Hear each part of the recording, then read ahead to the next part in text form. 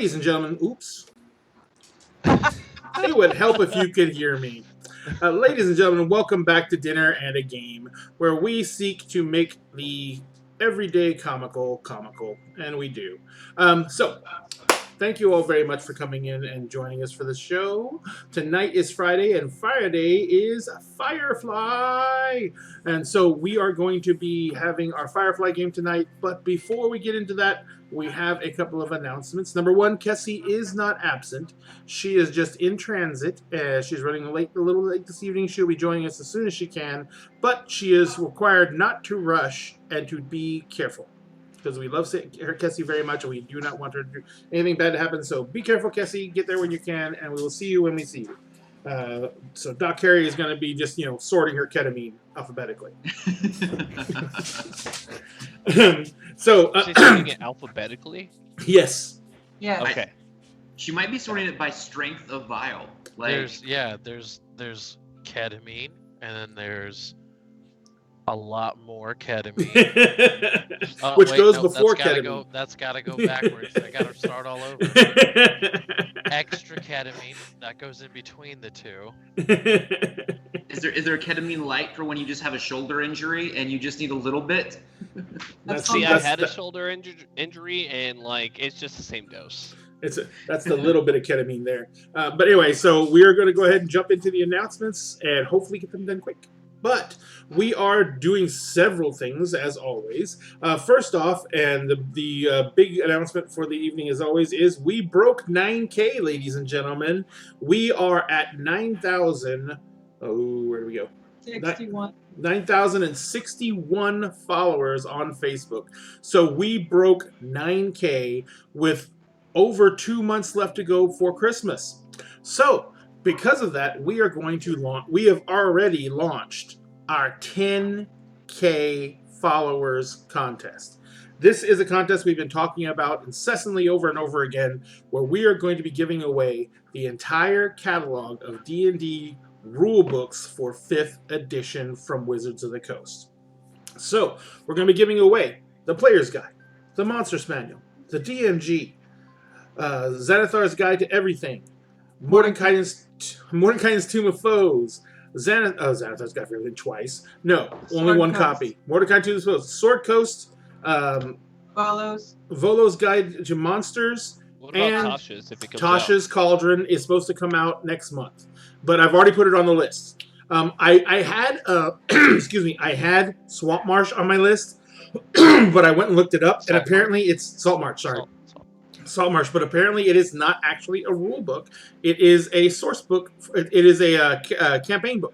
So that's not on the list anymore. It is a contest. It is a contest for the rule books, but we're going to be giving away the entire catalog of rule books when we're going to be giving that away on our show on November 24th.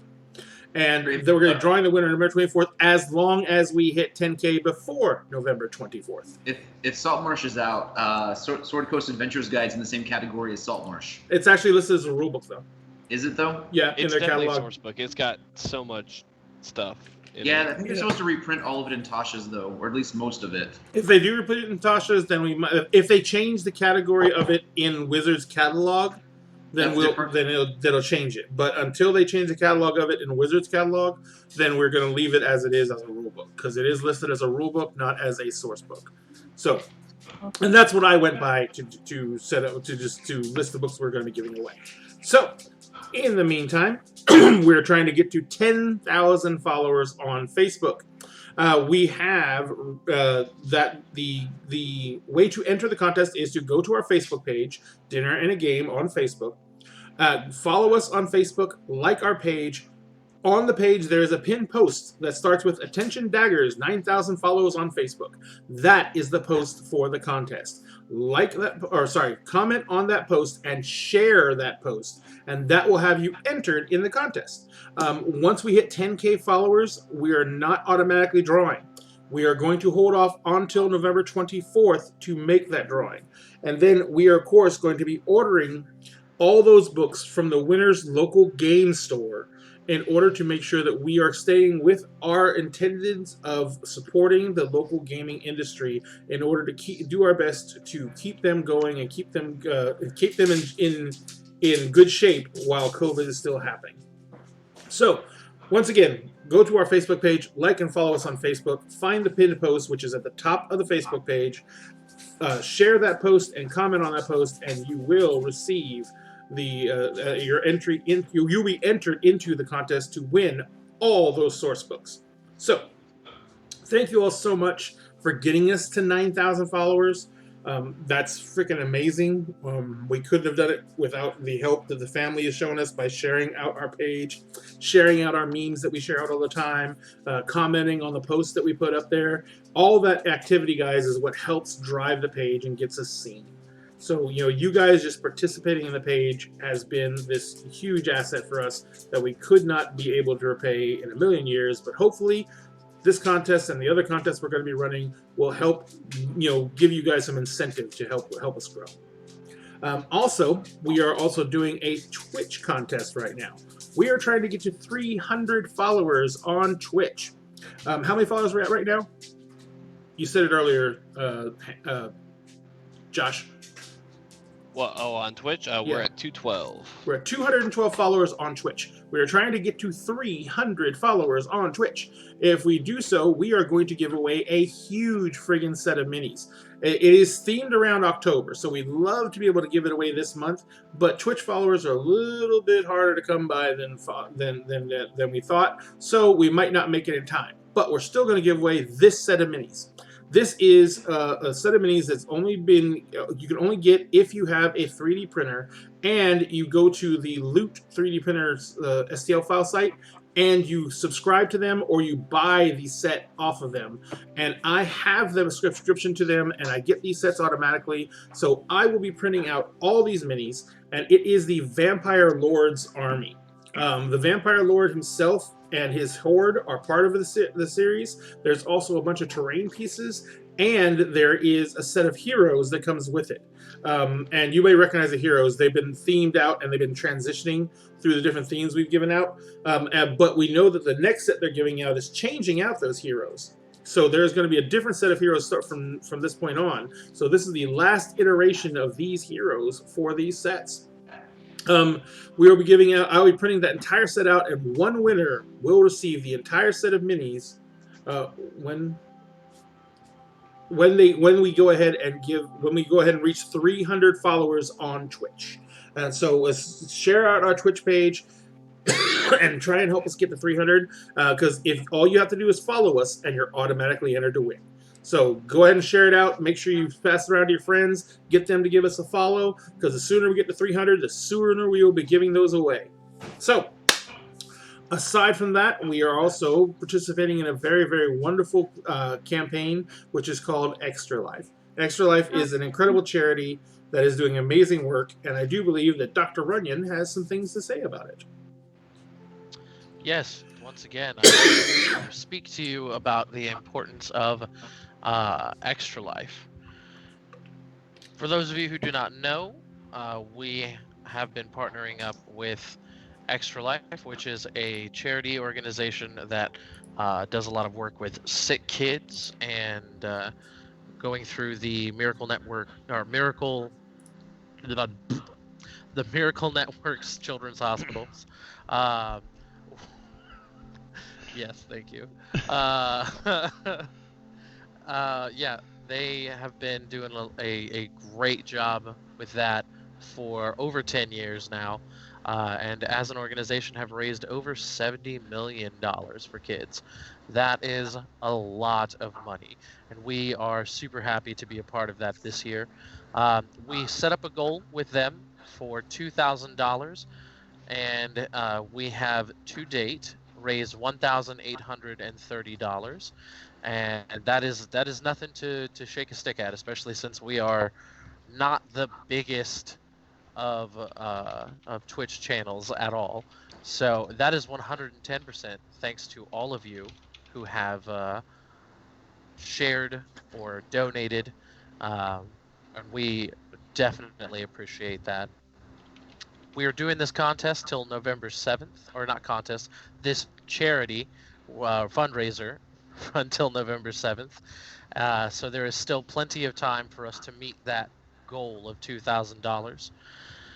And as an added incentive to kind of bring in a bit more, a bit faster, those of you who are also unaware, we have a cast member, Anthony, who has been so kind and generous as to offer to do a very special treat for all of us should we get into the top 100 donors for the teams this year.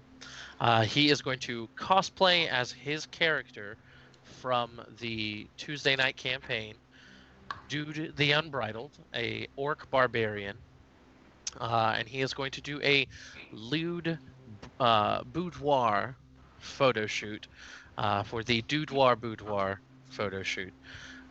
We are very excited at the prospect of this, and I know many of you are as well.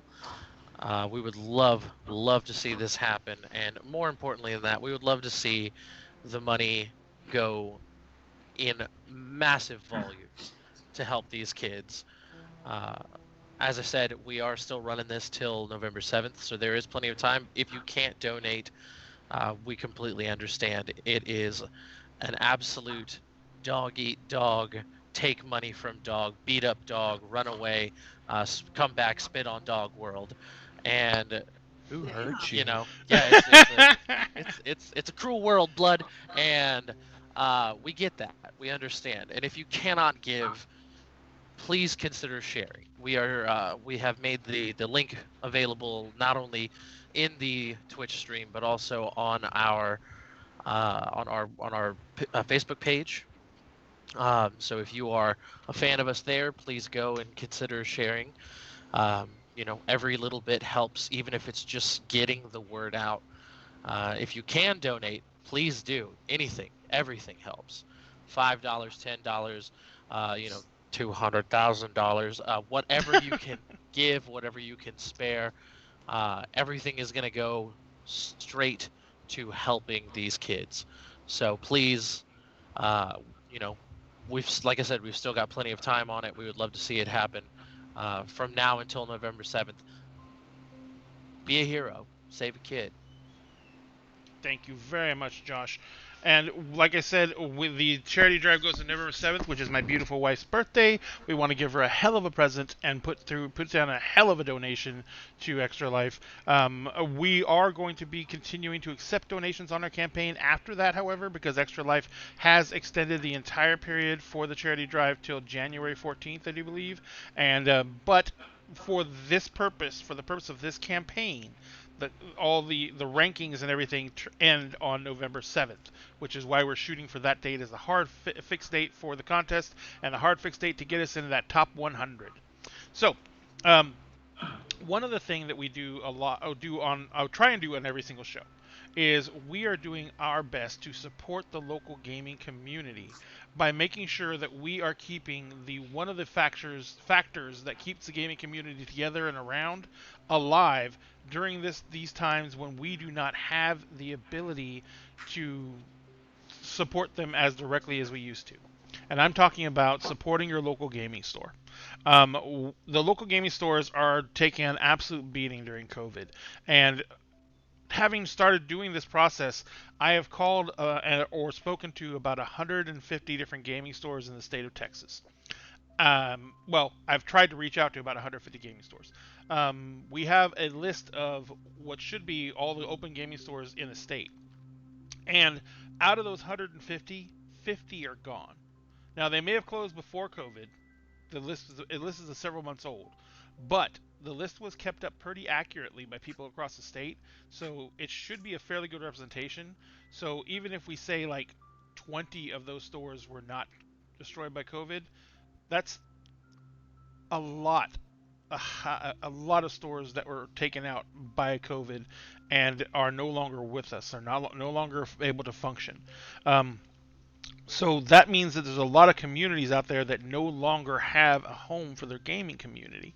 And we are trying to do our best to support these stores and make sure that they actually have the resources and have people have the resources and knowledge to know that these stores are doing everything they can to make sure that the community has a safe place to go to get supplies, to get gaming equipment, to get dice, get whatever that's local to them, and that cares enough about them to practice safe business practices to make sure the environments that they go to are going to be okay.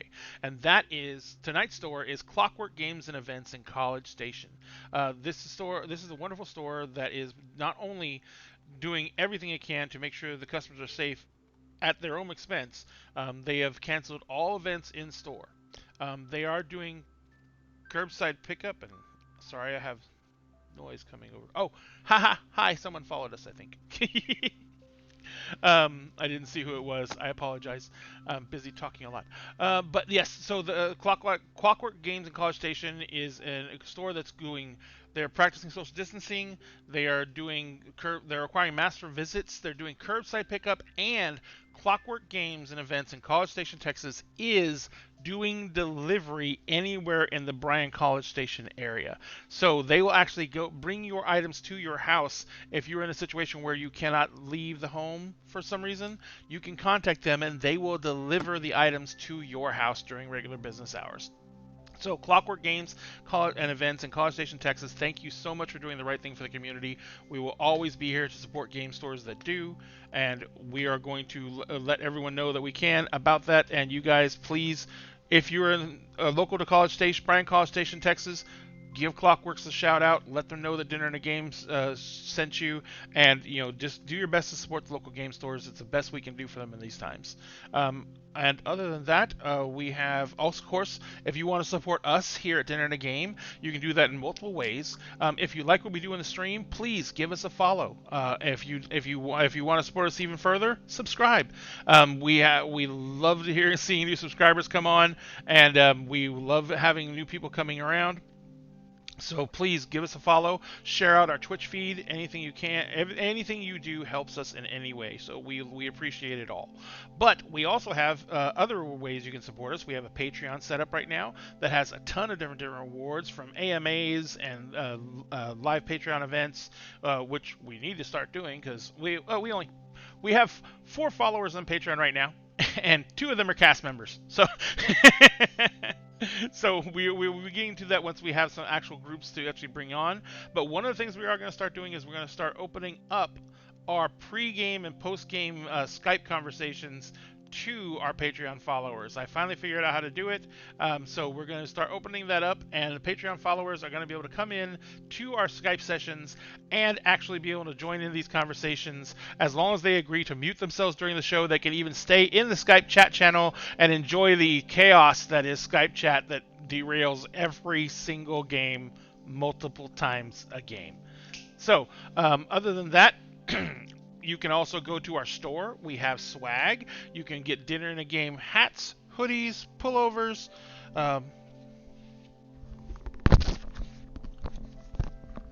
ball caps, all kinds of items for dinner that are branded with our logos. We are even starting to get in custom shirts, getting the custom shirt design. We have some artists working on custom shirts for us, and we're going to be doing those. We have all kinds of things coming in. So please, if you want to rep us outside, you can go ahead and do that by going and picking up some merch from us. The store is open and ready to go. That's at www.dinnerandagame.net. Nice hat. But anyway, so please, if you can't support us, we greatly appreciate it. If you can't afford it right now, please just come in and watch the show and give us a follow. That's all we can ask. That's all we really love. We really need. So please do it, and we will do our best to keep on providing you the quality content that you deserve. So other than that, we have one other thing we'd like to announce, and that is our lovely Lauren, who plays Jude, also is the GM on another Twitch stream. Lauren, would you care to give us some details? Sure. So I'm currently GMing a homebrew campaign based on D&D 5e rules. I've got a bunch of guys that have all the chaos ever. I'm taking through what we're calling our Sanctum series. So we're probably within a couple months of finishing that campaign and starting a new adventure. So we're getting into some of the meat and potatoes of what our group play style is. So if you have some time, you should definitely check us out on Wednesdays, twitch.tv/thekeeprpg at 6 p.m. Central Time, or on Fridays we release our VODs on YouTube. Thank you very much, Lauren. I love one of the lines I loved off the last stream was, "Geez, Lauren, how many maps did you draw?" Because there was a stack of maps waiting to go. For that particular area, 4. Yeah, so they were like, "What are we gonna do? We're not gonna survive this." So anyway, it was great. But yeah, if you guys can, give the Keep a shout out, give them a follow. Lauren is a great GM. The guys are great. It's freaking funny as hell. But it does get kind of nail bitey at times because Lauren is not a forgiving GM. The Bard rocks. All right, so thank you guys very much for putting up with us. I think we've got all the announcements taken care of. Not record time, but at least it was straightforward. So we're going to go ahead and get down to brass tacks. We are playing Firefly tonight, and last week's game was even more chaos than the usual chaos. We saw Baden leave the ship. He was having some issues dealing with what had happened to him when they were down on Miranda, and he made contact with the Reavers. And he basically was very insistent that the crew not go to any planet and just get as far into the core planets as possible and not go to any of these outlying planets in the rim systems. And the crew, before Baden was rendered unconscious, the crew was talking about making a quick stop for refueling and then moving on, and Baden was very adamant he didn't want them to do that. But Baden was also incredibly erratic. So to help him and to make sure that he got some actual rest, the doc tranquilized him. Also, Baden had requested that he be strapped down to the table because Baden was worried about what actions he might take himself. So he really didn't have any choice about whether or not he was going to get tranquilized at that point. So the doc put him down for a little nap, a K-nap. And so he, but after he woke up, no one really told him that they had changed their plans, and that all they were doing was what's called a dust off, which is where they just touch down long enough to fuel, and then they leave the planet.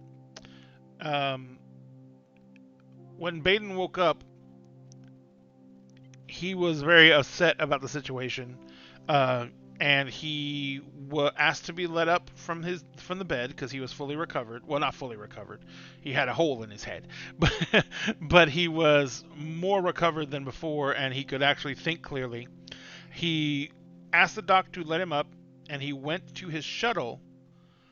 The doc, probably assumed that he went to the shuttle just to try and get his calm down and everything like that. But the moment that the Borealis touched down, Baden made a beeline to get off ship, and he managed to get off the ship, and he managed to get access to the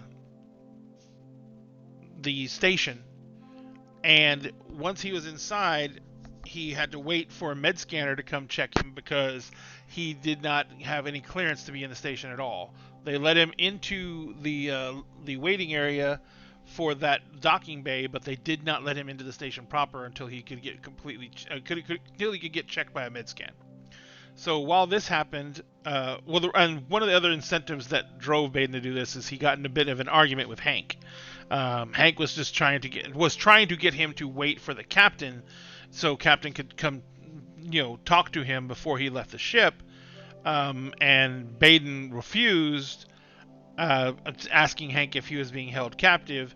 And of course, Hank eventually just had to acquiesce because, he kept on saying it over and over again. And so Baden left the ship. The captain tried to talk to Baden while he was still waiting for a med scan through the door, and Baden, I basically just glared at him the entire time.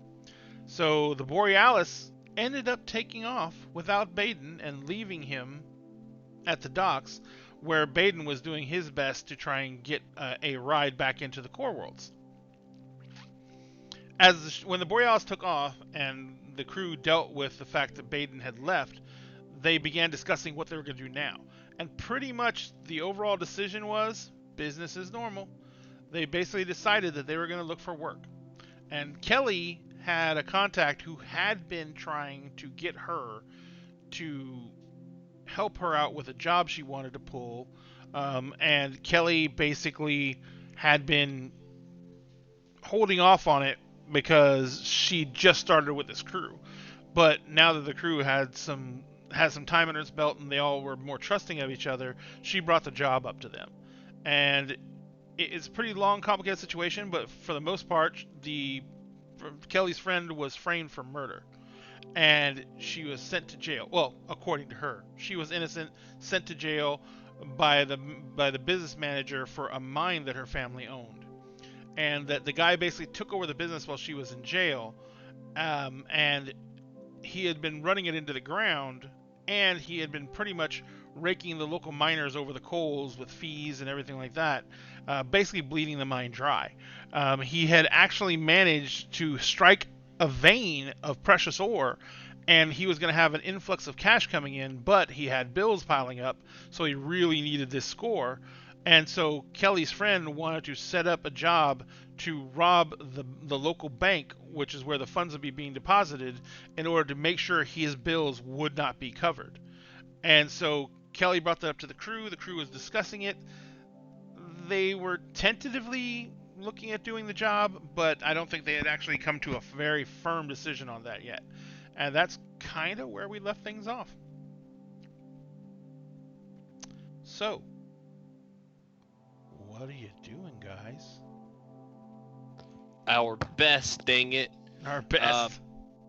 I think we're going to have that sit down, if I'm not mistaken. Yep. I would be prepping for said sit down. Gotcha. So basically, the sit down. Are we doing?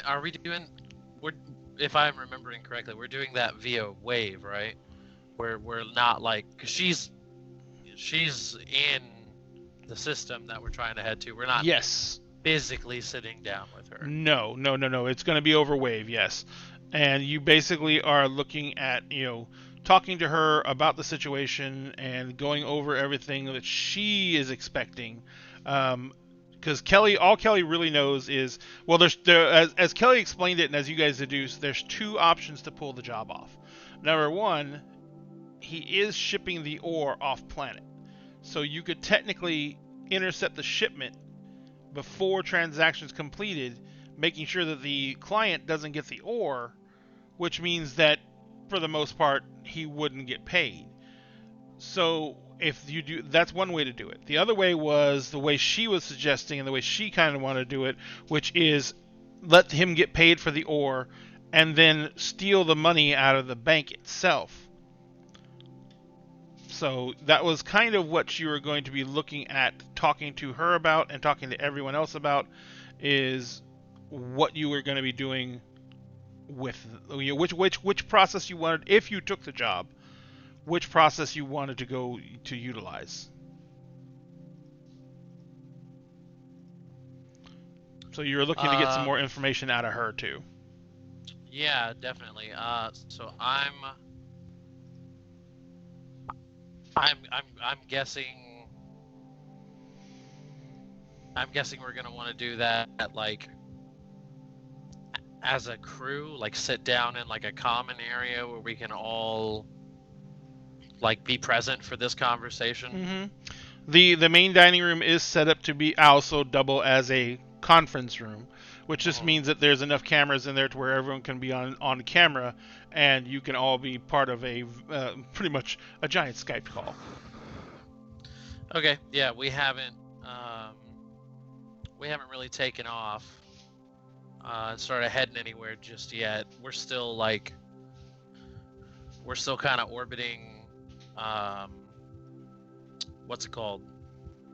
Was it Highgate? No. It started with the C. We're Oh, not Cana, started. New Cana. Yeah, thank you. Yep. Yeah, then. Yeah, I'll have. We're gonna need to give her an answer. I mean, we're gonna need to know what we're coming to her with. An answer in the affirmative, your questions, or an answer in the maybe, but. I mean. Well, no, she's gotta pitch it to us. She's pitched it to you, but she hasn't given you like all the details. She's gotta pitch it to us. So basically, like what needs to happen is like introductions. Like if you know. And Kelly, her name was Marianne Morrison. Yeah, you got to get us like introduced so that way she's not just like, okay, who the fuck are you and why are you calling me? For some reason I just have Morrissey on the brain, so we're gonna go with that's her name because that's fine. In my head at the moment. I'm really good at changing names. Morrissey it is. Morrissey. Okay, Google it on your own time. This charming man. Is this like another Bad Dragon situation? No. Okay. Yes. Okay. Oh God. For me it is. For me it is. Wow. All right, so. Okay. What? I am human and I need to be loved just like everybody else does. Yeah, Jesus. There you go. Hi, Cassie. I love you, Josh. Oh, hi. Oh. Thank you. Hi, guys. I'm here. I've been here the whole time. What are you talking about? That's okay. We told people you were going to be running a little late. Fucking okay? traffic, man. Yeah, I'm fine. Work was just stupid, and then Traffic was stupider than work. Yeah, pretty She's much. Fine. I got a hat. It's fine. She's got a light that never goes out. Yeah. Aww. Is it a check engine light? I'm just No, no, my car is in tip-top shape. Thank you very much. Don't you put that evil on me? No, I Yeah, just for get real. to- Don't. Please don't. Please, God, don't. I'm running out of Morrissey references to make, so. Gotcha. Well, then you better find some more. Tap into that Ouija board. I mean, Yeah, like, tap it like it's some sort of Morrissey code. Oh God. God. Oh God. Oh. Yeah. All right. So you guys, I assuming Kelly, you're gonna reach out to her and set up a time, for the most part. Yeah. Okay. So she basically lets you know that she's number one, excited that you're even considering it. Cool. She hasn't had a lot of luck getting a crew together, and the time's getting short for when this deal's supposed to go down. Apparently, she tells you right away that he's found a buyer. So we're down to weeks before this deal goes down, and you guys still have to get here from wherever the hell you are. All right. So she basically says, we can, give me like an hour to get back to my place where I can do a secure connection. She says, and we will talk. Okay, and you'll get to meet my new crew. It's like, I'm looking forward to it. Thank you, Kelly. Not a problem. Captain's real pretty.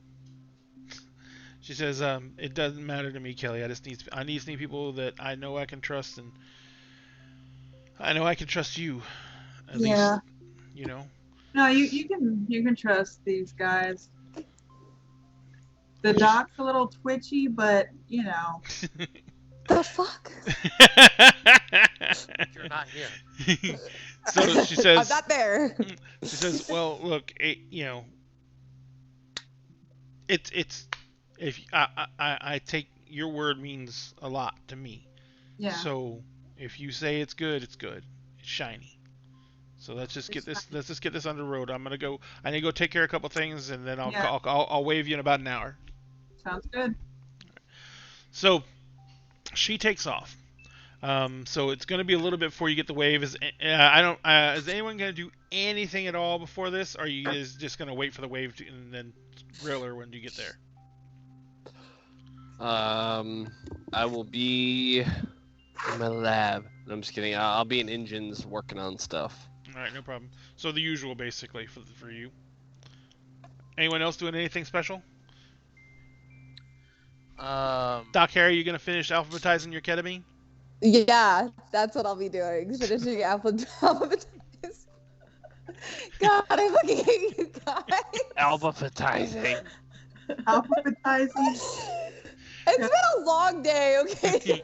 It's been a really long day. We were already helping you. You know, we said that, well, first one was a lot of ketamine. And Yeah. Then there was more And then ketamine. there was like, yeah. And then a little bit of ketamine. Yep. Got But it. in between Got those, you got. Damn, that's a lot of ketamine. And Just just wait in until she case, gets as bad as like some of the bars in some places, and she starts like watering the ketamine down so she can keep the vials of it. it. Yeah, definitely. Wow. Definitely. So anyway, but no, you guys take up the time for the hour. In the meantime, let's switch over to Baden. So Baden, you had booked passage. You were told that the guild was covering passage, and that you were to get to the core worlds as quickly as possible. Are you doing anything other than just sitting around waiting? Well, the ship was leaving relatively quickly. I think it was. Actually do have one thing I would like to do on the journey. What's that? I would like to trace back through some of my memories. Okay. Well, technically not mine, but they're mine at the moment. So They're technically yours forever, aren't they? Huh? They're technically yours forever. You do have Edict memory. I know, yeah. So I would like to start with Jude's memory of being in the hospital. Mm-hmm. And I want to focus on just replaying that event from her perspective. And That's then the only I would perspective like you can. Yeah. So then I would like to see if it's possible, based on like focusing on her memory of that event, see if I can find Blue's memory of that event. Okay. I'm going to set the difficulty for you, and you're going to be using your mental plus focus, and then your reader abilities. Okay. Okay. So. Shit the bed. Shit the bed. Shit the bed. I only rolled a 7, so you should Are blow you? this out You're of the water. just really rooting for me, huh? No. It's just when you already have possession of the memories, you're not Hey. using anything more than your natural talents. You're not. No, hacking someone. I meant Josh. Josh is Oh, not. Josh. I was saying that as Ray was rolling. Thank you very much. Yeah. Oh, I'm sorry. He was reading against. It's okay. It was actually directed towards you, so. Okay, well I got a 13, so I beat it by 5. Okay. Both Cool. of them to shit the bed. So you basically. Yeah. So you basically you don't have any problems navigating. It's a little bit odd because you feel the two different presences, two different minds as you're going through it, but it's only a residual of the mind. It's not really like they're actively resisting or anything like that, or there's any new thoughts going through their head. So there's nothing to distract you. So it actually turns out to be much easier than you expected. You quickly get through the thought process, and you have his thoughts now that correlate directly to what he was thinking while Jude was being interviewed. He is going over a list of orders in his head, directives that he is trying to find ways to circumvent without calling too much attention to himself. He has been given orders to cover up the massacre. He has been given orders to isolate any survivors, to ensure that those survivors are kept quiet by any means necessary. There was a strong preference for any form of finality that was available, but at the same time, he actually he himself is a combat veteran, and he keeps on having flashes to his own units and things he had to go through during the battles with the Browncoats, horrible things he saw, and the nobility of the people fighting around him, the sacrifices they made to save each other, and he keeps on seeing those faces almost correlate with Jude's face, and you see as he's going over all this in his head and he's formulating questions to ask Jude and he's walking her back through events, that a much stronger feeling comes over him that he is going to protect at least this one person. Most everyone else were taken by other aspects of his intelligence group, and they have been dealt with. Jude is the last person. And the fact that she was one of the few people who was was doing her best to try and help people, and was doing everything she could, and was, for the most part, an innocent in all this, because she wasn't even supposed to be on the surface of the planet. He is doing everything in his power to try and make sure that she is kept safe. Can I follow like that strong emotional tie to whatever memory is attached that's made him shift so hard in this direction? It's actually a series of memories. It's a series of memories of orders that he was forced to carry out as he rose up in ranks from a low-ranking officer up to his senior positions that he achieved, that were based around sacrificing men who were loyal to him in situations that the sacrifice did not warrant what was won out in his eyes. But countless times over and over again, he made the choice to obey these orders. And this is not an order. This is the hill he has chosen to stand on. He is not disloyal he is not seeing this as a betrayal of the Alliance. He is seeing this as he is finally holding up to the ideologies that were preached to him during his training and everything like that as he came up as an officer, that he was supposed to be responsible for the people underneath him, that he was supposed to take care of his charges, and that he should not be able to just set aside the costs that his actions have caused just because it came as orders. And he's got a lot of baggage when it comes to feelings of guilt and feelings that he has abandoned a lot of people, and he's just done. He also knows that he has a lot of intel that could hurt the Alliance, and that the risk he's taking to do what he's doing are immense, because if he ever were to become a liability, he would be ghosted so fast it wouldn't even be funny. The only thing that he doesn't have a regret about is that he has no family and no one to jeopardize. It's one of the reasons he was chosen for intelligence. He has no ties or loyalties anywhere to anyone but the Alliance. And for some reason, Jude, there is a memory that keeps on coming up, but because it's a memory of a memory, basically, there is, and you've seen this before, there is a lot of trauma associated with this memory. But there is a constant memory of a young woman, but she's never clearly visible. The only things you know of is that the memory brings him incredible pain, regret, and that she is always obscured in the memory, like he has done his damnedest, his psyche has done its damnedest to remove that memory or to block it out. But Jude apparently is enough of an analogy for that memory that it has brought it back up, and she is tapping into that emotion as well. And you feel like overwhelming guilt, overwhelming shame, but there was a need to protect this figure that is being transferred to Jude as well.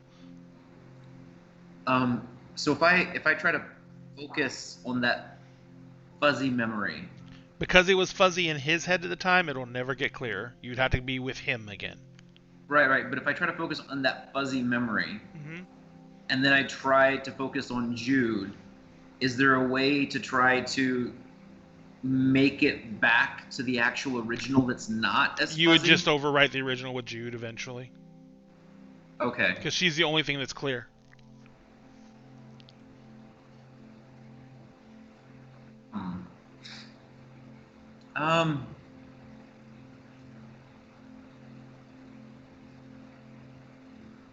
Does he ever actually, like, is it so traumatizing that he doesn't even have unlocked, like, what specifically it is that makes that memory hard to deal with? You know it's from... the only things you can really gain out of that are it's from his youth. He was very young. Below 10. Okay. The woman was much older. And that she was incredibly important to him. And that something happened that he feels very responsible for. And that's the best you can get out of it. It's at an age where, you know, trauma like that is often masked by the mind. You don't even know these were things that were deep in his subconscious that you can pull up as memories. But you don't even know if that was at the forefront of his mind or if he even understands that's what is driving him to try and protect Jude.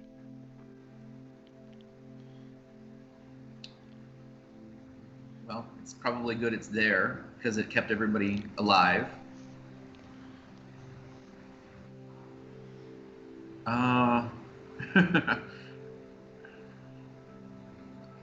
And the other thing is the determination that you feel for him to protect Jude. He is very willing to risk. He's not just willing to risk his career. This is sort of like the mountain he's willing to die on, like this moral principle. And you don't know if it's actually a moral principle that he's finally locked into and he's ready to take, you know, responsibility for his actions, or if it's the key that this repressed memory is somehow driving this into, you know, making this into something real for him, because he is, you know, absolutely intense on the fact that he is going to save Jude Koviri. Okay, so based on what I've gathered from his emotional and mental state and the memories he has, can I make a psychology check to get an idea of what types of things might have been involved in that repressed memories situation? Like based on the way it affects him, does that make sense? Yeah. I know. I got exactly what you're saying. I'm just trying to determine a good degree of difficulty for this with.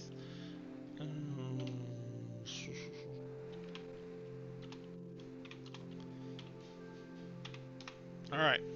So it's going to be a 16, and it is definitely something you can try and ascertain. But it's with the haziness of his memories, it's going to be very difficult. So you said it was a 16? Mm-hmm.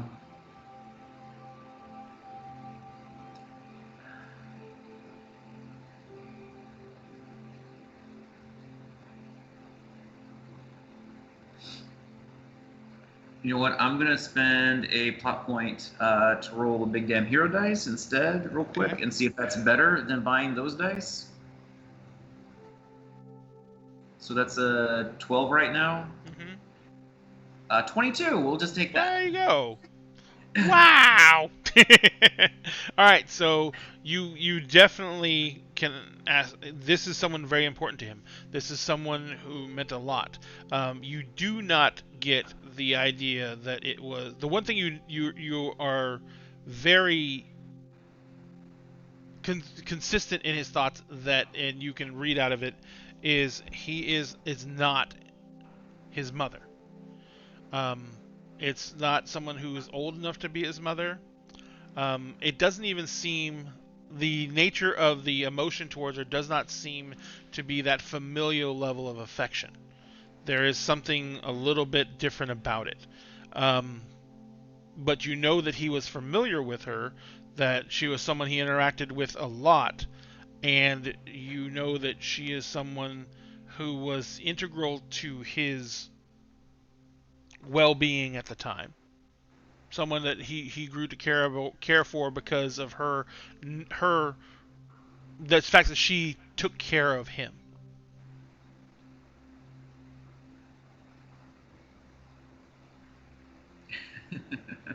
I'm sorry, we're in the side chat. Yes, everybody. I know. Everyone's side chatting.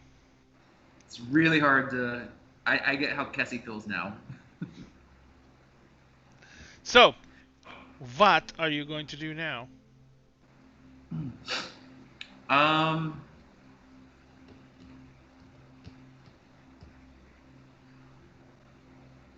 I'd like to follow him out of the hospital room and see what he does after he leaves. Like, what does it actually look like on the door outside once he leaves Jude's room? Where does he ultimately end up going after that? He leaves the room. He basically has a discussion with the doctors, with the people treating her. He lets her know that she is to be released. She will and he outlines the choices he gave her to return to service under his command, or to take some time off and then return to service under his command. He tells the doctors that he asked the doctors some questions about the methods that they've already employed for making sure she's tracked. The doctors tell him that while she was that she has the proper implants and the proper tech within her, they should be able to keep track of her no matter where she goes, and that he basically says I want all commands, all accesses to those devices transferred to me exclusively. He says, this is a priority for my team. We know that she may lead us to more of these enclaves later on. We've seen this type of behavior before, and that we're scared that not scared. We're hoping that she is going to return back to the nest, which would lead us back to another large cluster. And the doctors, are nodding like they understand what he's talking about and everything like that. And he says, so make sure that we can find her easily. He says, and also make sure that she has all of her, that she has means of travel and everything like that if she chooses to leave, and keep me updated. She'll reach out to me if she chooses to join my division, but honestly, I don't think she will. So.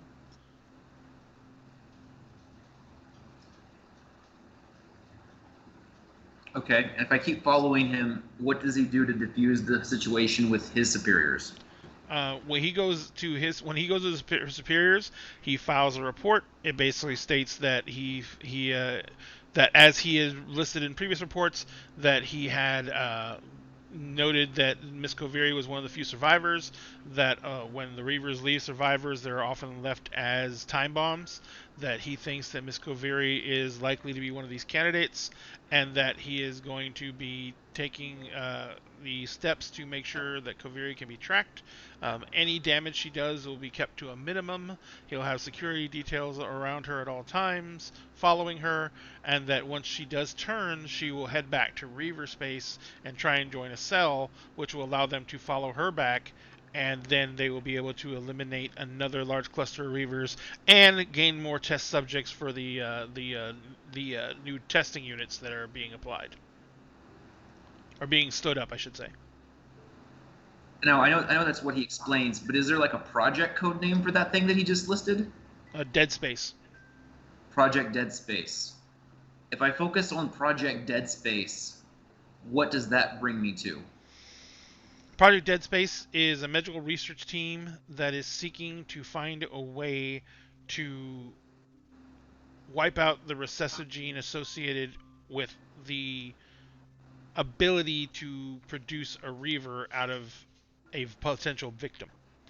That way, even if the Reavers continue to wreak carnage and their numbers cannot increase anymore. So they literally are looking at trying to find a way to alter genetic code to eliminate the gene sequence that allows someone to become a Reaver. But you know that it's also the gene sequence that allows people to become readers. And if they wipe that out, then there won't be any more readers. And if they alter someone's existing code, it may take away their abilities. Has he ever been present for attempts in this? Like is he ever there when they're doing any of these actual test runs? No, he's more of a field operative. He's not been part of the research portion of it. He's the Are guy there who any- goes out and gets them Reavers to test on. And does he have any memories of research results coming across his desk with that code name on it? Research results. He's seen a few reports. There haven't been any successful there have not been any successful cases of a Reaver being rehabilitated or having once they have these gene codes spliced out of them, having them return to any type of normalcy. He says, but their aggression levels dropped. A lot of times they just went straight catatonic. It's almost like they were cut off from something when this was done, and they ceased to really function. Do any of these reports that he's got in his head actually say what method of application they're using to do that? They're using a genetic splicing sequence, which basically is a... So they're using CRISPR. Huh? They're using CRISPR. Yeah, pretty much. And they're also using a viral transmission of the gene sequence. So it's a virus that can be infect them and alter their DNA to remove that sequence. Okay, and how long after the infection vector does it actually remove that sequence? It takes about 48 hours. And then it's almost like a switch. They watch Reavers in a pen slamming themselves against walls after they were injected and going nuts in their pen, and then 48 hours later they're just laying there. They don't eat, they don't do anything. They just lay down to die, huh? They collapse, actually. Oh. Cool. And that was Project Dead Space? Mm-hmm. Awesome. That's a horrible thing to know about that could get me killed very easily. Hey, you went looking. Yeah, I did go looking, but I mean, you know what? At this point, if I hadn't gone looking, we wouldn't know that Jude's got a chip in her. We wouldn't know. Probably, actually, Jude has several. Yeah, I know. They did say there was more than one. Oh, and the normal means of tracking, Jude has several chips in her. She has a couple that are basically devices that she ate, and then they embed themselves in the stomach lining or in the intestinal walls, and they stay inside the digestive tract. She also, from when she was injured, she has a tracking device that is in the femur of her right leg. Cool. All right. Drilled into the bone and implanted there. It would not, and all these are all these devices are designed to not come up on a bioscan, and that's because the companies that make all the bioscanners are from the corp worlds, and they literally have code in all their devices that refuses to acknowledge these devices. Man. So, I know I'm not a medical professional, But if the doc were to create a ketamine solution that is absorbed into these devices, would she be able to use her ketamine scanner to find them? Shut up. Or can these devices not absorb ketamine? So if she were to pump Jude full of enough ketamine, she could find these spots like as a black hole in the ketamine scan. There would probably be some way that Doc may be able to come up to like create a stain of some kind, a medical stain that could be keyed off, and you can probably find enough information to understand what these, and the doc would probably have enough information to understand what these devices are probably made out of, and she might be able to create a stain that if she ran it through Jude's system, it might be able to highlight them. Maybe like a radioactive isotope or something like that could react with the casings and then show them where all these devices are in Jude. Okay, but the stain could be ketamine based if the Yes, doctor it could be needed it to ketamine. right? No, it couldn't. It would kill her. You guys are all awful. I hate every single one of you. Can I Not see what playing you this have? game anymore. I can't see What have that I you done? I'm an ketamine. innocent victim here. You will be the innocent victim once she uses the ketamine stain. I'm officially done. Jude is 80% Done. ketamine. I quit. Alright. You say that, Kessie, but wait until you get like the Nobel Prize for creating the world's first ketamine stain like system that solves all these problems in life. I mean, it could be worse, It's Kessie. a good thing you're in another country, Boykin. It could, Oh God, No. damn it, That part. Joshua. You know what, Jess? This is a low blow, but I'm gonna go ahead and go for it. It's a good thing that I'm in a country that you now have a wall to defend yourselves from me. You're locked in here with me. All right, so I mean, Jonathan, it we're could gonna be worse, table you. though. We're gonna stop you there, and we're gonna switch back over to the call. Yeah, we're gonna put you on the table. We're I mean, gonna put you on the table and chop you up. All right, That's so gotta be- Why we gotta say things like that? Jesus Christ, y'all. what? It's just a little bit of chopping. It's not a lot of chopping. Oh my god. What? Hang on a second. I got a dog barking at me. I've helped cut open enough people today. I'm done with that. That's my day job. True. We should not bring up her day job. She should have been the captain, and I should have been the doc. So she could give orders. She could yell at you. No, She no could be thanks. highly Yeah. indecisive, and I would No, be an absolute no, bad thank scientist. you. I am the worst at making decisions. I would That's be crazy. a bad I idea. would be crazy prospector doctor. Crazy prospector doctor. All right, so You got ghosts inside your blood. Here's some morphine and heroin. that'll get them right out. So you guys are going to are set up for the call. Is everyone going to be present? I mean, the ship is kind of still just on autopilot, drifting around. You don't want to do any burns or anything like that until you have a destination, because We're every doing burn donuts costs in money. space. Yeah, doing donuts in space. All right, so Woo. Morrissey comes on the screen. That's basically kind of above the table, mounted to a wall, or part of the wall, and she's in her early 30s. She's brown hair, cut really short, like chin length. She's wearing okay clothes and everything like that. She appears to be in a very small, very cramped apartment. And she kind of like nods. She says, "Kelly," she's like, Yeah. hope you all are doing well." We are. Yourself? Been better. Hopefully get a lot better soon. I understand you guys are thinking about taking me up on the offer.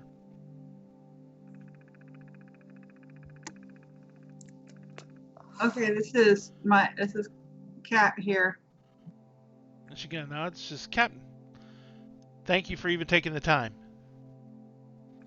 See what I mean? He's a looker. You gotta forgive Kelly. She took a lot of punches to the head. I Like you didn't win.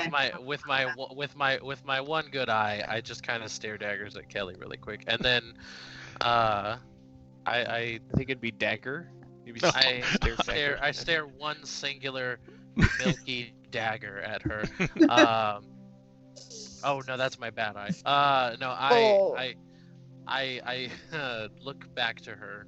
Mhm. So yeah, we ain't super big on professionalism here, but try to be a bit more cordial when meeting somebody new. It is. I'm not worried about it. I spent years locked up in a hole with Kelly there, so I'm perfectly used to her mannerisms. She says, and much worse. So yeah, don't worry about shocking me. Plus, we're not exactly talking about something above the boards here. Um, what do you guys need to know? I'm completely willing to give you every single piece of scrap of information I got. So, the way Kelly tells it, you have a business proposition that, as we have mentioned already, is not exactly above board here. Yeah. So, mainly what I want to know is just how not above the board are we talking? Grand larceny, at the minimum. Maximum? You know, if things go real south and you have to shoot your way out, a couple of counts of murder. See, that's a bit more heat than we're exactly looking to bring onto ourselves. That is completely understood, which is why we're not looking for that to happen. But we See, always have to be honest in these type of I endeavors. appreciate it. I did ask. So, my main concern is that we've got Kelly's reformed now. We're trying to go as straight as possible.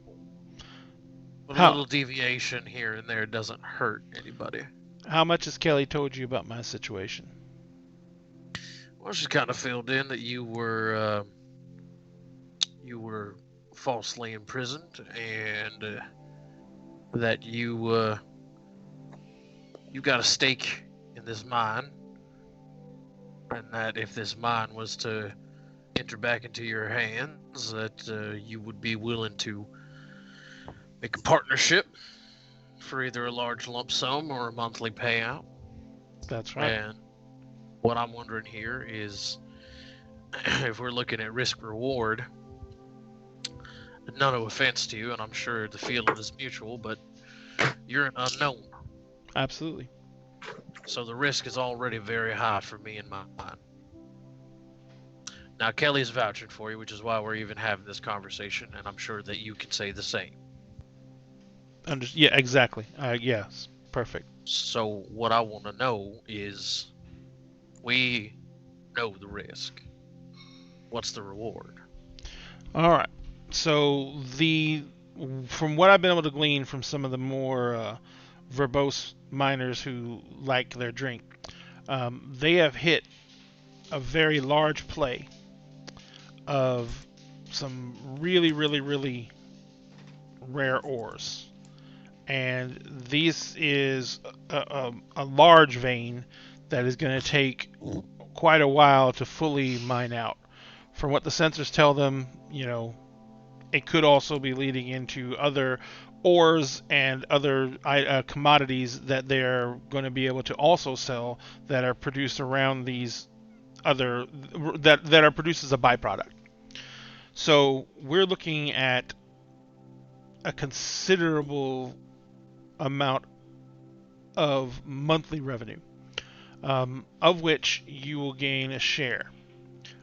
We are looking at what I have the meager share in the mine that I was left after Dubak basically ousted me from the board after I was charged with murder. So the board took most of what I had, but there's certain amounts that the family always keeps a percentage of, no matter what the situation. Call it a living expense. So I set up a consortium with several of the other miners. I staked up my claim to the mine to start the consortium and finance it out. What they're willing to do is this. The miners are willing to, the Miners Association is willing to buy the mine out if they can get it for the right price, using my money to make the purchase. I will be on the board of directors of the mine. So yeah, I can lose everything in this deal because I could still be voted out. But these people have been suffering for years under this Shanjangu, and he is going to be not even nearly as hospitable now that this mine is really producing. When he ousted me, the mine was profitable, but he quickly ran that into the ground. Now he's bleeding money like a sieve. But this new play is so rich that he's going to be able to recoup all his losses off this first delivery. So what we're looking at is this. If the production numbers are right, and she goes, and I'm sending you, and she kind of like is tapping on her keyboard in front of her, and you get some data coming in. I'm sending you what the current yield is, which is probably not the most optimal yield yet because they just struck the vein. Once they get deeper into the mine and start really drawing ore out, this is going to increase. But the starting monthly yield for this mine is around 30,000. You would get your share of that, which would probably be close to around 2,000. But as the mine produces more, your share would increase on the monthly. If you were to take flat out, we would give you 1/2 of the sale amount of the current mine, the current production, which means then this is pretty much about 300,000 credits. So we would give you a total payout of 150,000 credits, but you would give up any stake in the mine whatsoever. Now that is basically you could buy a second ship.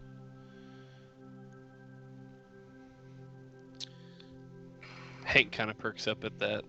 She says, but, that, like I said, you give up any chance of any future payouts, you give up any chance at getting, or anything like that, and that is a one-time sum.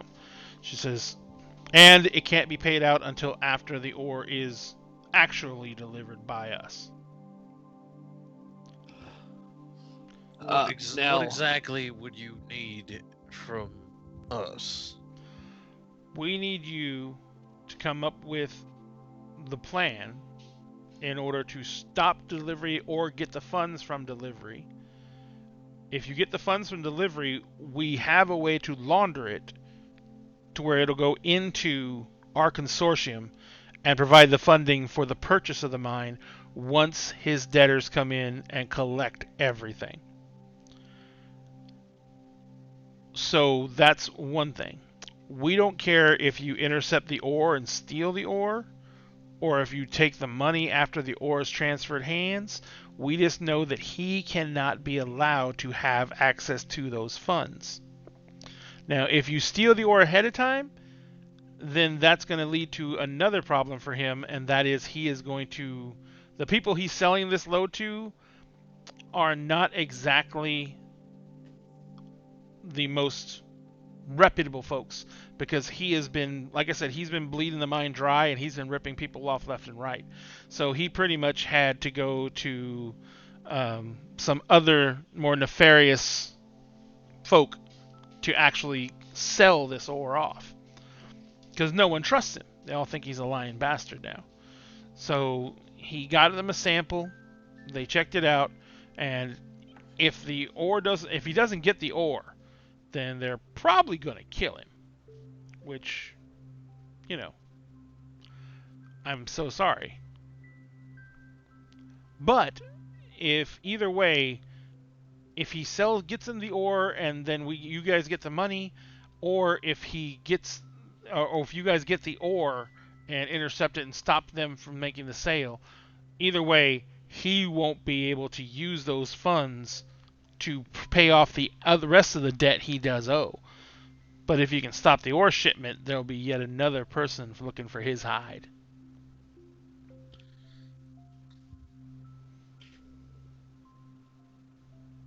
As to the means of procuring, Mm-hmm. what would we be looking at? What are we walking into, going up against? So Number of guards, armed transport, number of ships. the bank is nothing to write home about. It's fallen on hard times, so they have minimal security. Basically, 2 armed guards in the one outside the bank and one inside the lobby. The vault is still pretty freaking secure, from what I understand.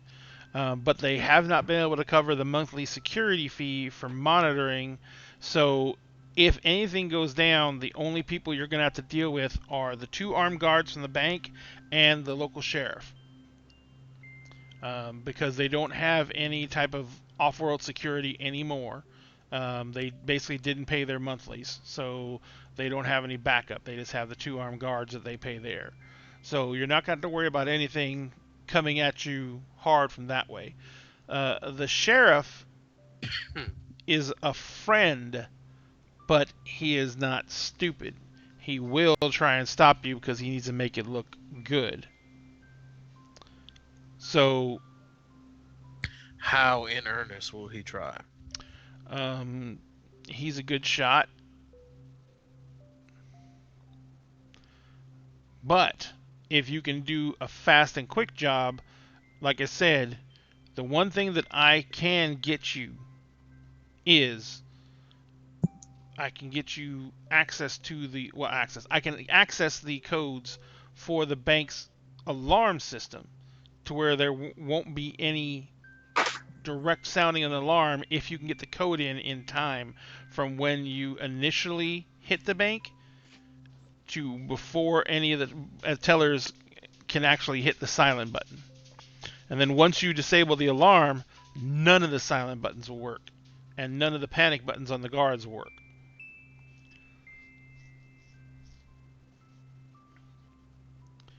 So that is the bank job side of it.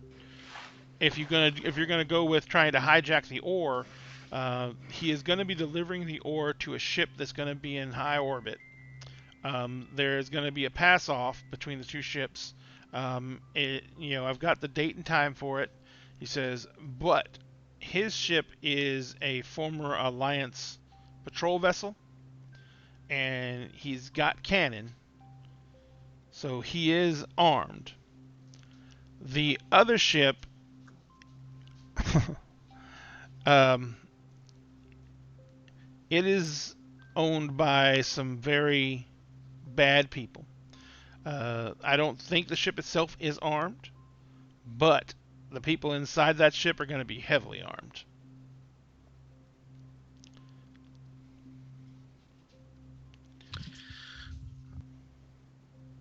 We're not exactly equipped for a confrontation ship to ship. We're a cargo freight. It's I wasn't expecting fighter pilots. It ain't exactly in our wheelhouse to just mosey on up to somebody and try to shoot them down or anything. And as of right now, the bank side of things is sounding like the easier go.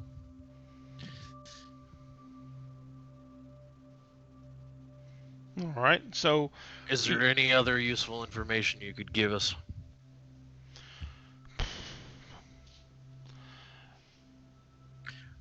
Is there a certain time that would be best? A shift change or well, there's something. the bank has normal banking hours, so there's not really a shift change per se that would help out with that. The guards will be, present. You said normal bank hours. Yeah. How difficult would it be for you to get us in after hours?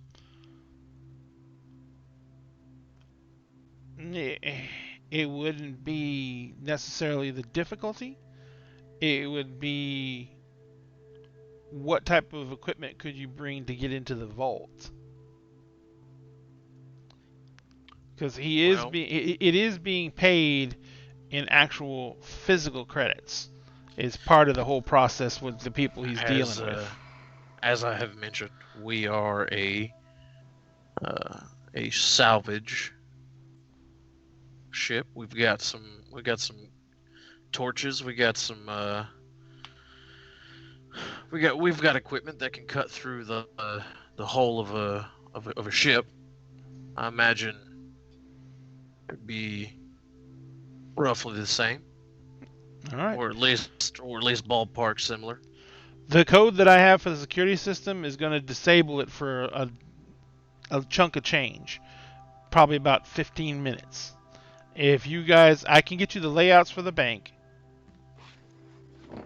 and if you guys can make your arrangements to have the job done in that time frame, it might be your best bet because it would have the least amount of people there. It would have the least amount of trouble there. Your only problem, of course, is getting the stuff out of the vault and then getting it back to your ship without being spotted.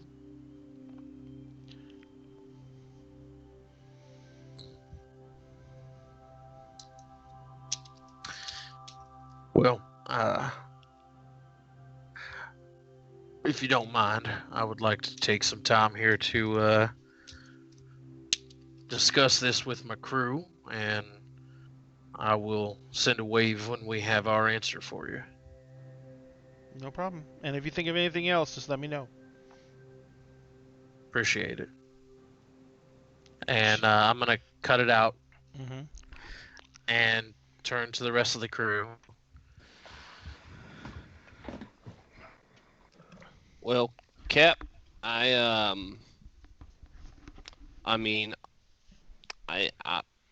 it's not as risky as I once thought. I mean, it's still hella risky, and really it's just going to be you and Kelly down there with the boots on the ground. But, we can cut through that safe. I mean, by the time it takes us to get there, I can probably work something up to work even better than just a regular old torch. I'm thinking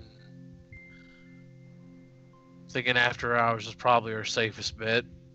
I'm not looking to shoot any locals or get shot at by any locals. Especially not locals of a place that we will then have our names tied to. But yeah, I think that's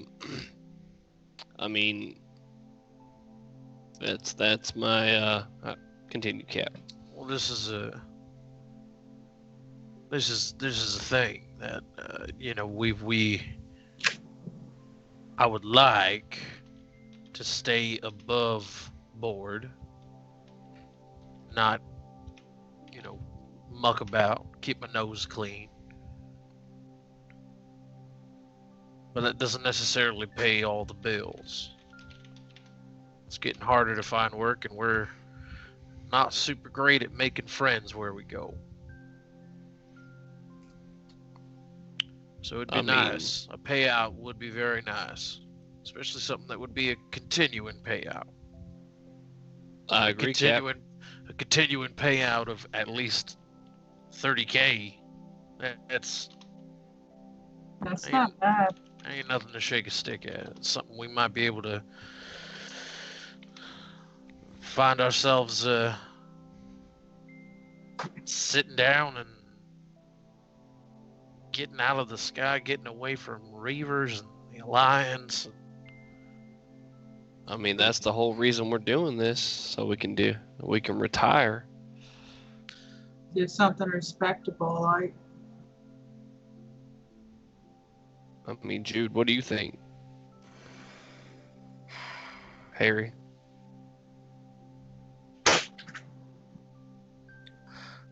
Would be nice to have to deal with purely human opponents after that scrap we just came through. Agreed. I know I'm kind of with Cap.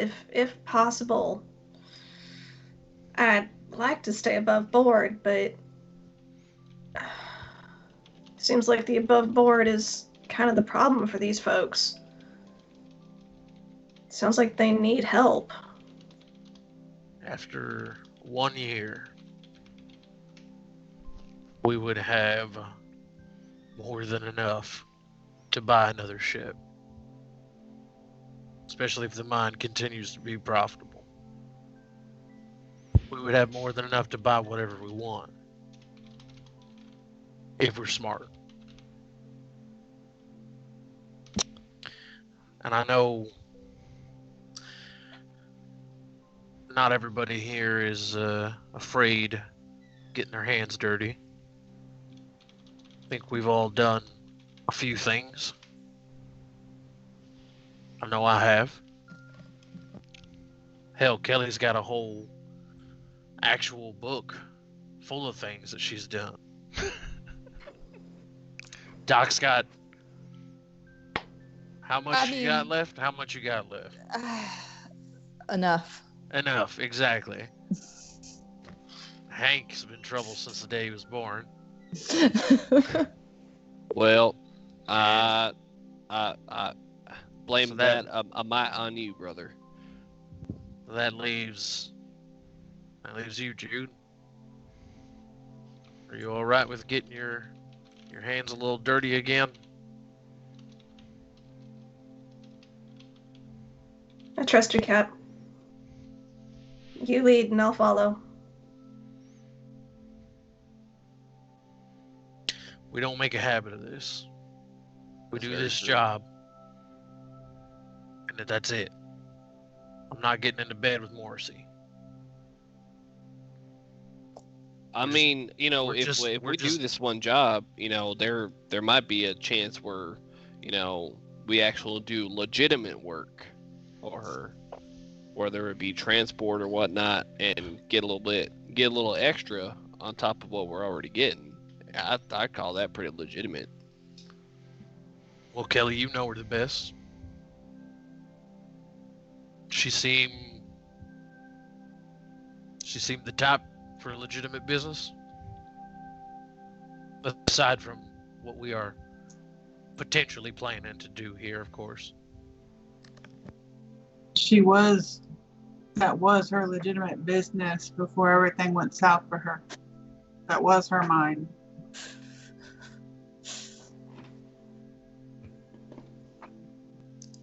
She can put it back. She can make it work again. I know she can. Well, then I just have a couple questions before we agree to this, though. How big the payload is, you know, that we're going to be transporting. Do we need our big ass ship do we need the Borealis, or do we need a transport ship? Ain't no way we're taking the whole Borealis worth of credits. At most, we're probably going to need the buggy or the shuttle. I mean, we got some credits now. We could maybe get a rental. We can park Borealis in orbit. Take the shuttle down. We can set it down. Go in. Get what we came for. Get out. Get in the shuttle. Everything's shiny. Now, as to the ground team, I would be more comfortable with 3 sets of eyes. We are short 1.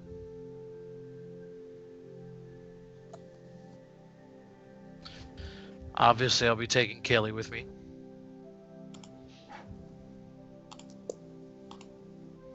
But if we're going to be taking a shuttle down, and if we need to make a quick exit, quick getaway, I'd like to take Jude. Now, I mean that's all well and good, but you know, I think Jude's her best work is piloting the Borealis. Now, there is something I've been kind of working on about potentially automating the shuttle. You know, I can go into that more later, or go in more in detail with that later. My thought process is this: we're heading to a small mining town. We're not going into the heart of Reaper country. I don't necessarily need Jude behind the wheel of the Borealis doing all sorts of maneuvers to outrun some podunks. She's too big anyways. I don't want to keep her in orbit. Shuttle, that might need some maneuvering. And I love you, little brother, but after last time... Oh, no, I mean, I don't know what impression I gave you, but there's no way in hell I'm leaving the ship hearing that.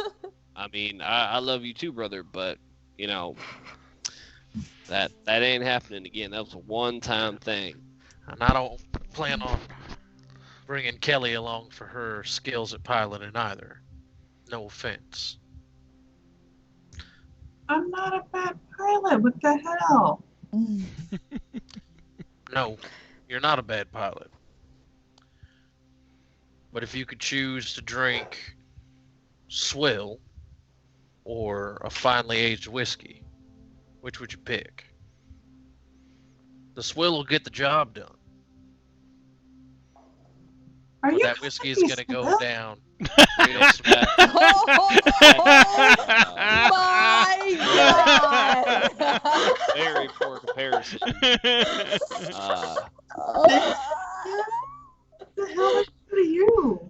Yeah, I mean, yeah, there's no need Oh, to go God, consult Jim. Kelly. I mean, Kelly does a damn fine job, but her I'm gonna need Kelly. I'm gonna need Kelly. I want to say driving. her hands are better for punching and driving rather than complex maneuvers in a ship. Is that a better comparison, Kelly? I'm gonna need Woo. I'm gonna need Kelly for the heavy lifting with There me. we go. Kelly, you're not swill. You're like a Just stop. you're like a mountain, a tall, strong mountain. So we're gonna turn it into a volcano if you keep on. Yeah, exactly.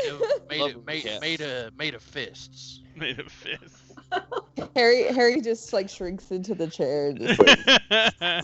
And just, like, I'm like motioning over to Jude, just like. How can you dig a hole through a metal deck? right? Just eating popcorn. Well, the only other choice is to take the doc with me. And Doc, Cap, I think Doc, this is probably the best choice. Is Doc, you and me. how do you operate a mining laser? How do you operate a welding torch? Yeah, no. Exactly. No. So I'll need me and Kelly for that portion of things, and both of us, At least I think no. kind of the work mules of the ship, will be able to carry a lot better and easier. I just need somebody with keen eyes and flying skills. Well, I certainly got those skills, Cap. Sounds good to me. Hank, you think you can keep our girl up in the air while I'm gone? Don't patronize me, Jude. Oh, Cost check. oh man. Everybody's yes, a little feisty I think- tonight. I think I can handle my ship, but I appreciate your concern, Jude. All right. So We got a posture check, guys. And I honestly feel like that was aimed at me. Thanks a lot, Captain Caffeine. So we're looking at I'm the captain. we're looking at trying to go in. We got a Outmade a fist. 15-minute window. We're gonna need we are gonna need one thing. And Doc, I think this is where you're gonna come in. Oh boy. We're gonna need to know what the layout of the bank looks like. So someone is gonna need to go in, maybe make a deposit. Isn't she going to send us a layout of the bank, Cap? So, I mean, she said she's going to send us a layout of the bank. Yes, and I'm gonna need to know exactly how thick that door is. I'm gonna need all of the details I can get. Is now a good time to tell you Oh that no. Baden has a pink layered flower dress? Damn in it! the- God damn it, Jonathan. I was in Baden's quarters. Oh my God. I hate all of you so much. I saw the prettiest dress. And I saw Captain put it on. It didn't quite fit. It did not. I had to help pull him out of it. So, while everyone We is can send- contemplating Josh Runyon in a pretty pink dress, let's go ahead and take 10 minutes, guys, so we can refill drinks and everyone can take their breaks. We will be back at 10:30 or 10:40 or 8:40. 8:40. Sorry, I'm accelerating things. 8:49. It's 8:40 now. Oh, 8:50. Almost. It's almost 8:40. So. Yeah, we'll be back at 8:50. We're gonna take a 10-minute break, and we will see you guys shortly. Thank you.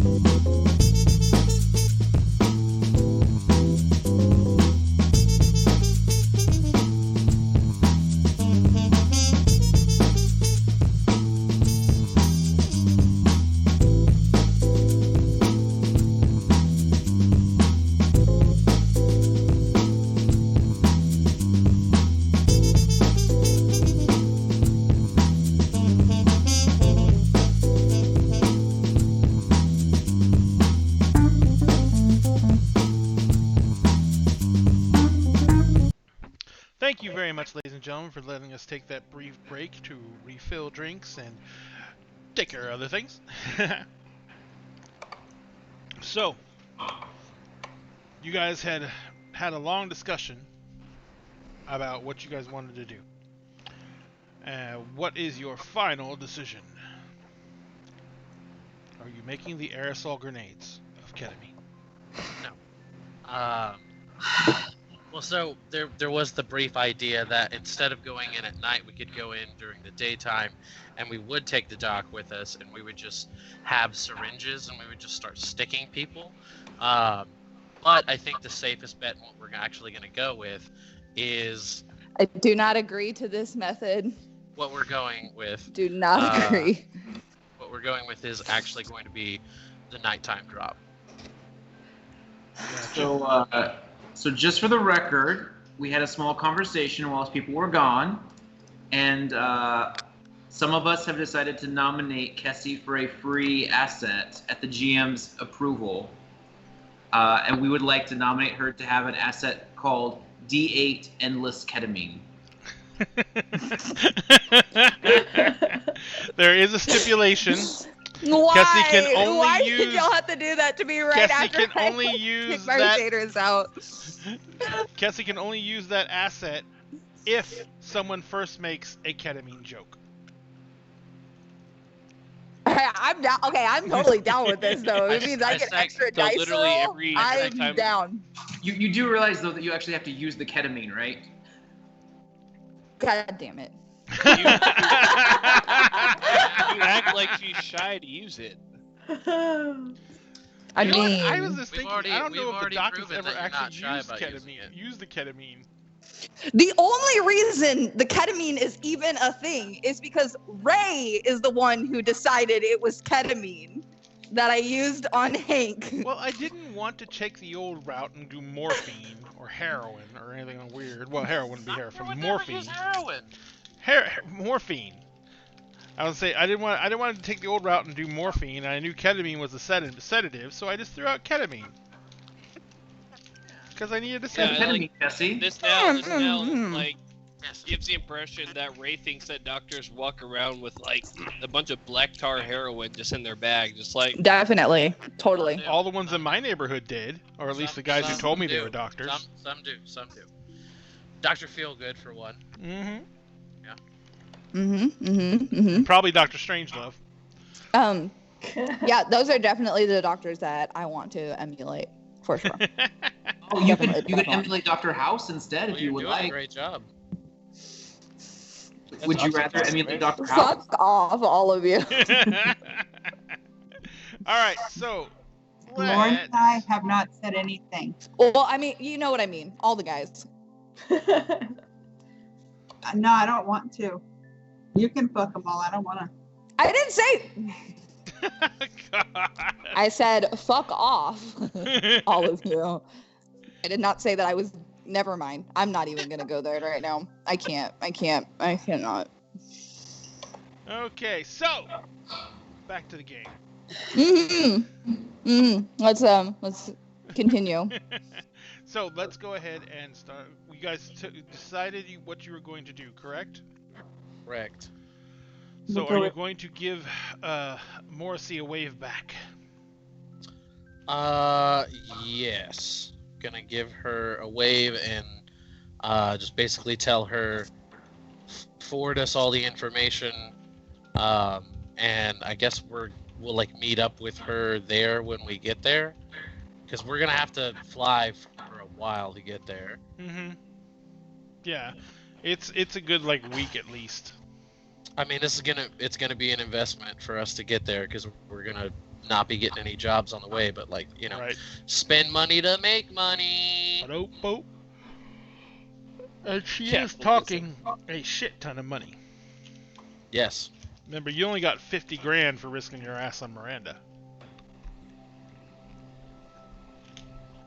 Yeah, we'll have double that in like half a year tops. 30K a month, like, to each of us, right? Is that what no, to split. The ship gets to... That's fine. But that's only because the production will not be as high as it will now. It will go up in the future. Well, that's only a 5-way split, so that's fine. Considering the operating budget for the ship for a month is like $10K. Yeah. We'll be good. Yeah, let's... I send her a wave saying all of that. And she comes wait on the for screen. her- Wait, yeah, wait. So we talked it over. We think best approach is gonna be coming in at night when no one's there. Cut through the door. Get the money. Get out of there. Easy peasy. All right. Smooth as eggs. How soon can you get here? About a week. Give or take. All right, so he's going to be making the deal in 9 days. So that'll give you maybe a day or two to get set up before he actually makes the deal. He's taking the stuff up into orbit. He's taking the cash. He's bringing it down. He's putting it in the bank. Now, because of whatever banks do, big old cash drop like that, there has to be 24 hours while they put out the wires to make sure it's not stolen money. So you have 24 hours once he deposited that money to get it out of the bank. To make it stolen money. Mm-hmm. Once the 24 hours are up, he can start wiring funds, and that money's going to just disappear because he is that deep in debt. So, does that sound like a good enough timeline for y'all? Sounds good to me.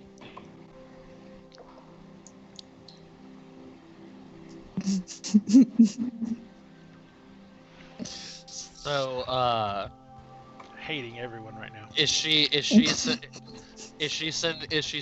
gonna send over all the information and everything? Yeah, she already sent over the information on like the yield and everything like that. She'll send you over the layout for the bank, and she is gonna send you like the little map of the town and everything like that. When you get the information for the town has probably about a little under 1,000 people, and roughly about 300 of them work the mine. The rest of them are either families of the mine workers, or they run small businesses and shops in town.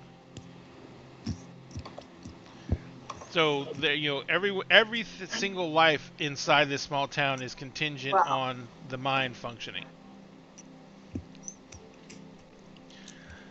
This is not healthy. What? So the way our little family here talks to each other, man, that's just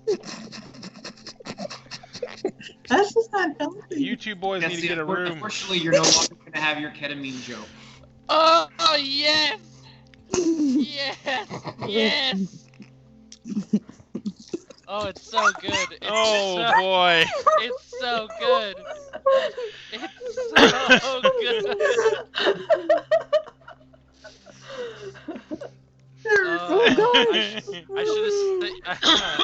I should have sent you one of mine so you could put it on Nathan Fillion. And the meme game continues to be strong, ladies. God damn it. Oh God. Oh, Jonathan, I wish you could. It's just a little bit out of frame. Kessie's face is cut off in your little camera frame. Oh, I don't know if you can lower it or not. So the rest of the world can't see it. I can see it, but I can see it. All All right. So, God fucking damn it. well, Jonathan makes sure that Kessie's embarrassment is eternal. What else is new? It's on the internet. It's forever. Wow. So we're the rest of you are going to start gearing up. I'm assuming you've got, well, not gearing up, but getting ready for a long haul. You're going to have a week of travel. You're going to be going through a couple of systems, nothing too tragic. The absolute fastest way is to actually go through core space, just the fringe of it, and then come back out.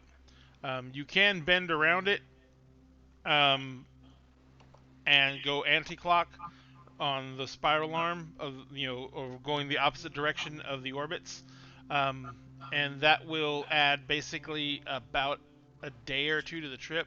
So that is the direction that is actually 7 days. If you burn through the core worlds, and you will be actually be able to take the trip down to 5.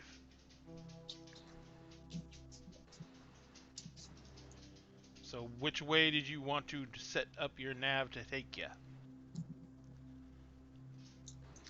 So we can take. Okay. Wow. How much? I don't want to get there. I don't want to get there and like be like, nearly running on an empty tank. Okay. So flying through the core worlds will be the least consuming. You're gonna have to refill once. Yeah, no, it's gonna have to happen. But like, is there a route that we can take where we can fill up like right before you get there? Yeah, like later in the journey, but where we'll arrive and we'll still have. You can take a stop before you get there and fill up at one of the other planets in the system. Okay. You know what? Just because I believe in fate and I believe in the power of family and friendship and love, fuck it, let's go through the core worlds. That's where Baden is, right? Mm-hmm. Where he's headed. Yeah. Yeah, hell yeah. Hell yeah. We're gonna run into each other. God. It's gonna happen. And he's gonna be like, I need It's gonna be help. that awkward moment of like when you broke up with somebody and then you run into them for the first time. He's gonna be like, I need your help. And you know what? I'm gonna welcome him back into the family, because when you're on this fucking ship, you're family.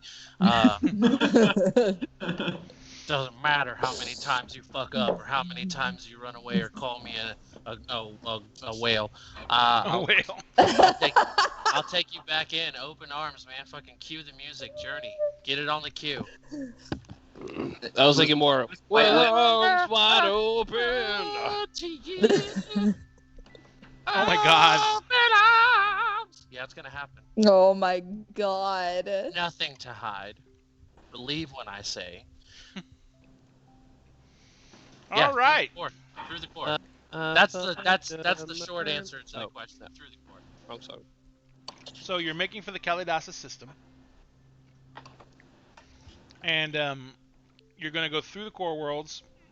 You're not necessarily going through the straight core of the core worlds. You're going to be going on the edge of the core world systems.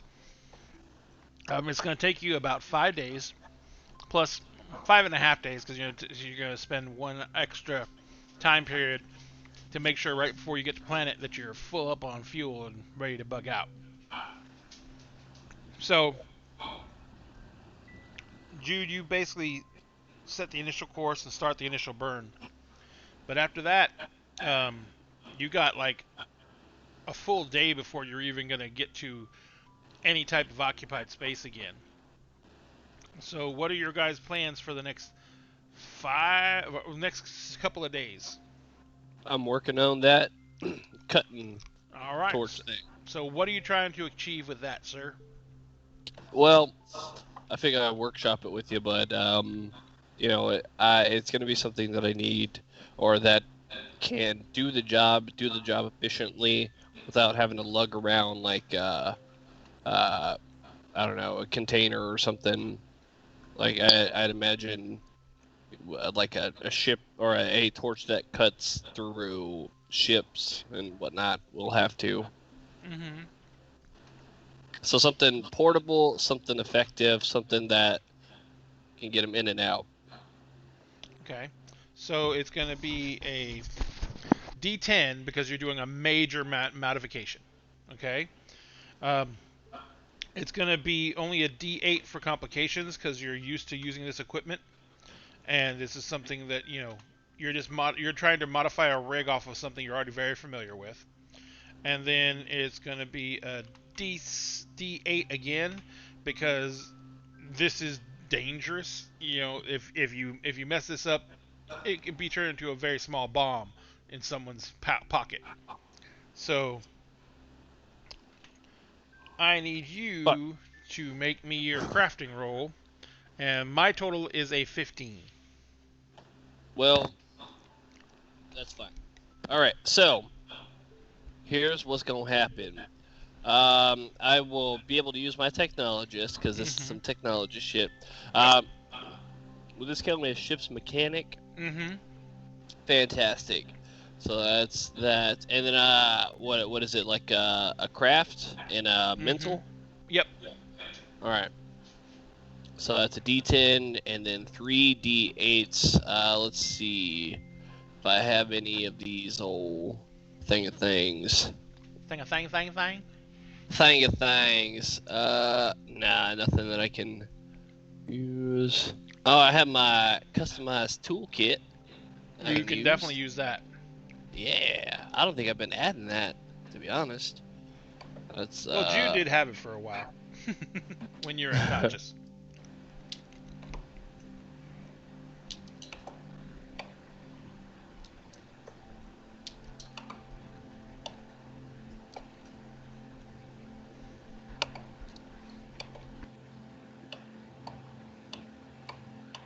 Alright, so it's...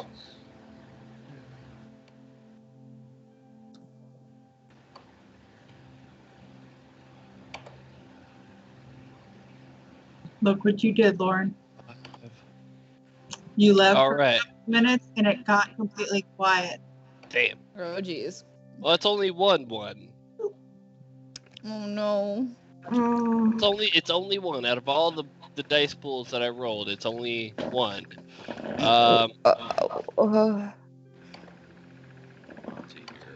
So I think I'm sitting at a 14, unless I want to buy something. But I do want to spend a plot point to roll my D12 Big Damn Hero.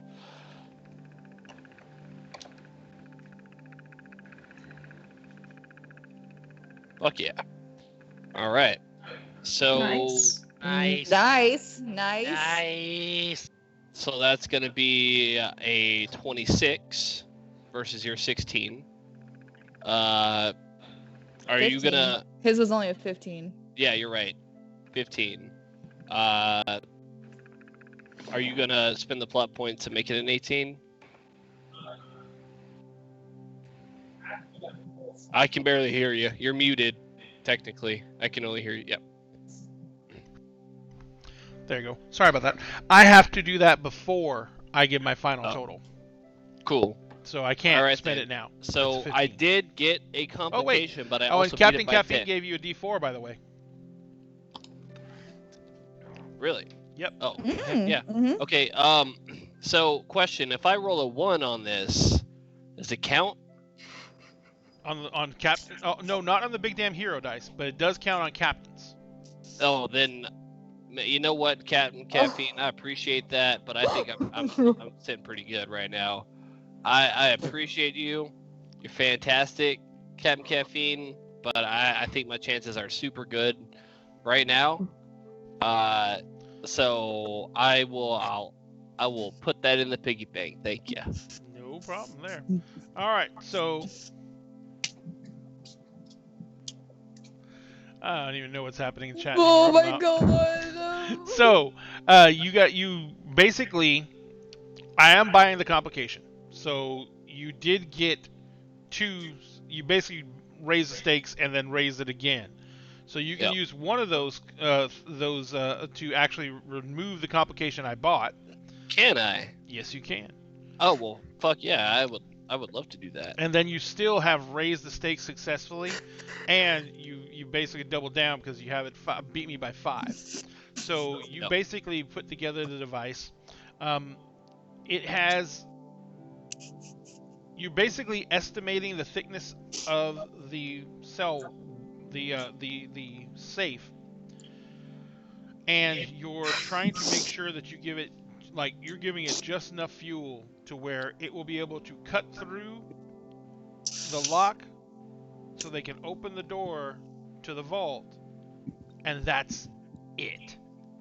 But you basically make it about the size of a hand torch. Okay?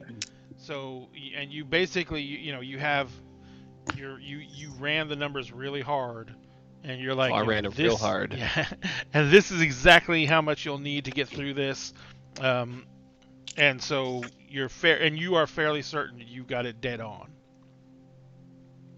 So now they're not going to have to like try and drag an entire setup down there to cut through this thing. They're literally going to be able to do it with a hand torch. Is it so? Like, is it have like a I don't know, a cartridge or whatever, or is it like all built together? It's all built together. Okay, so there's no way to like reload it or whatever. Actually, I'll let you modify it to where I'll let you set it up to where it can be like screw in another canister. Cool, awesome. I would like to do that. All right, so you basically give them 2 canisters set up. Mm-hmm. So yeah, now they have now you got 1 canister should do the job, but in case they run into any problems, there is a second one ready to go. Now, whoever's carrying those, if they get shot and that canister gets ruptured, it could be very, very bad. Yes, but in saying that, there will be no evidence that you were ever there except for, your body parts just splattered about. But you will be totally unrecognizable. So maybe some teeth about a half mile away. Yeah. But it's it's a mining town. People lose teeth all the time. We can be like Harry and Marv on Home Alone, except instead of the wet or sticky bandits, we can be the crater bandits. Yeah, well, I mean, like, as much as they should have died, they didn't die. This will kill you. So only if I get I shot. love that though. Yeah, and like, I think they're bandits technically because they have had some successful runs. Oh yeah, before they met the mastermind that was Kevin McAllister, they were very successful thieves. But that's a conversation for a different video. I don't even know what you're talking about. I could talk all day about Home Alone and the lore behind it. Oh yeah. The lore. So now, is yeah. anyone else other than Hank going to be doing any preparations for the job? Yeah, we got a couple of days, so I'm going to be going over the floor plans, going over like the layout of the bank with Kelly, so that way we know like the most direct routes that we need to take. What we like? I meant to ask her to send over, like a layout of the town as well, so we could go over that with Jude, as to where we want to set down, how close, how far, because like even though it's a shuttle, it's still going to be loud, and we want to be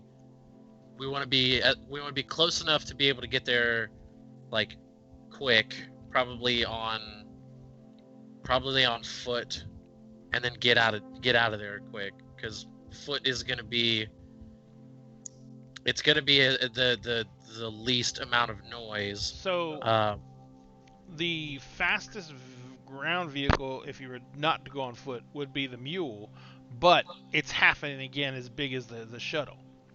Right. So there's no way you could take it on the shuttle, but No. you do have like pretty much the equivalent of a couple of ATVs. Yeah. For just puttering around. Those have the range. They're just not incredibly fast, but they're about as fast as a horse. So yeah, you could take those into town and then leave them, to get you there quick, and leave them in the bushes outside of town, and then go the rest of the way on foot. Otherwise, you're going to be walking to land that shuttle where no one can hear it. You're going to be walking for a couple miles. Yeah, exactly. Okay. This So we're gun. looking over that. I'm looking over that with Kelly and her. We're gonna spend like a couple days like figuring out exactly where we want to set down and like, you know, how to get in, how to get out as quick as possible.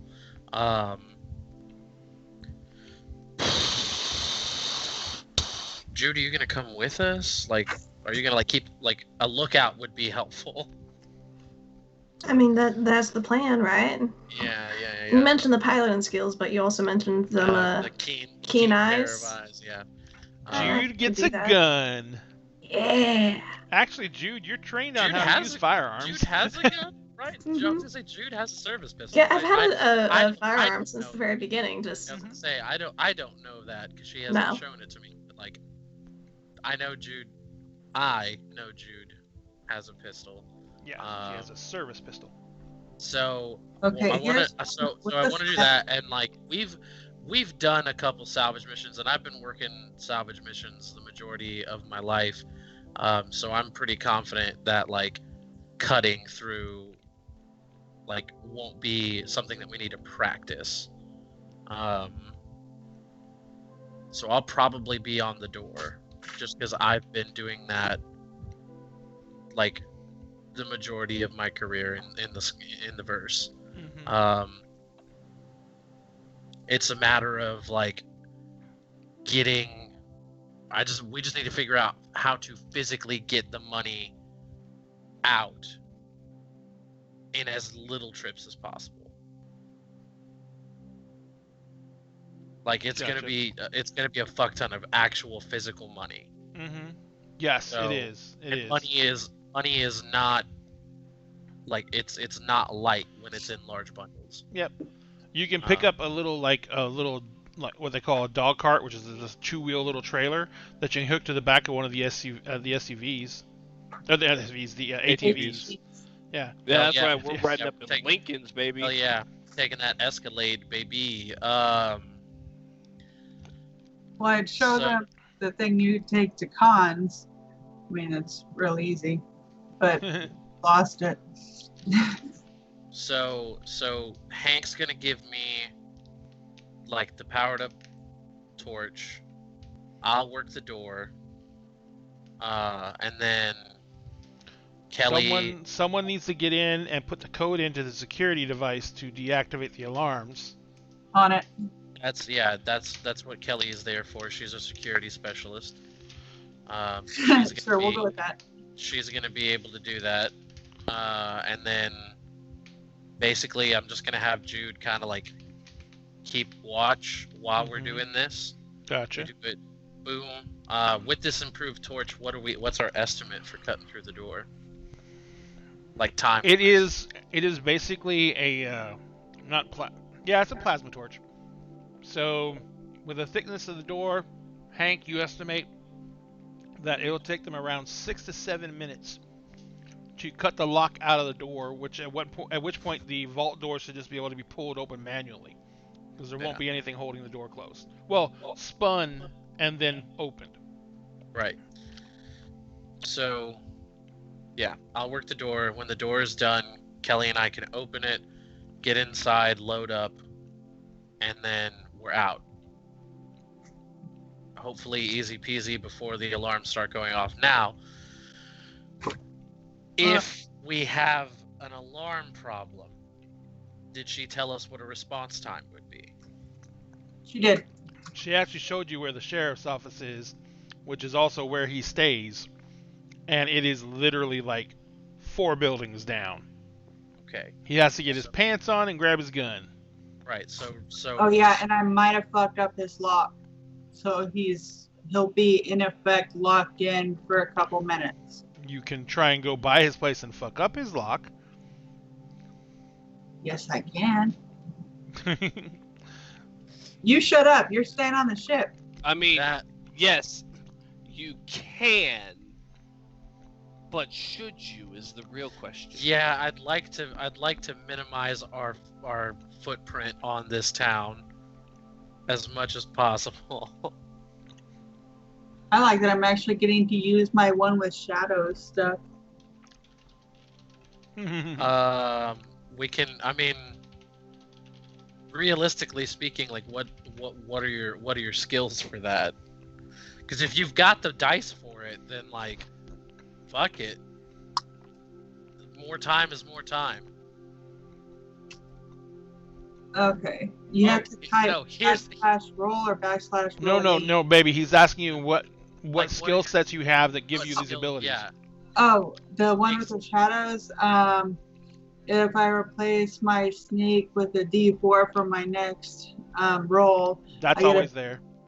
I get a big damn hero equal to your sneak rating if you roll successful. My sneak rating is an 8, by the way. Okay. Yeah, that's what I was looking for. Was like, what's the number behind your Yeah. skill? What are the other two distinctions under there? One of them is the sniper thing, Mm-hmm. but that's like getting into position, like making a nest. Is that one with the shadows, or Yeah, that's under one with the shadows. did Well, you I have don't a security necessarily one? want you to Huh? snipe the sheriff. Mhm. Did you have a security one? Um, Because you have 3 distinctions. Security. I have one with shadows, scrapper, and done time. Oh, okay. Yeah, I never used the one with security, So and it honestly didn't So- mesh with the character as well as this does. So here's an idea. There's only the one sheriff, right? Yeah. Just the one guy.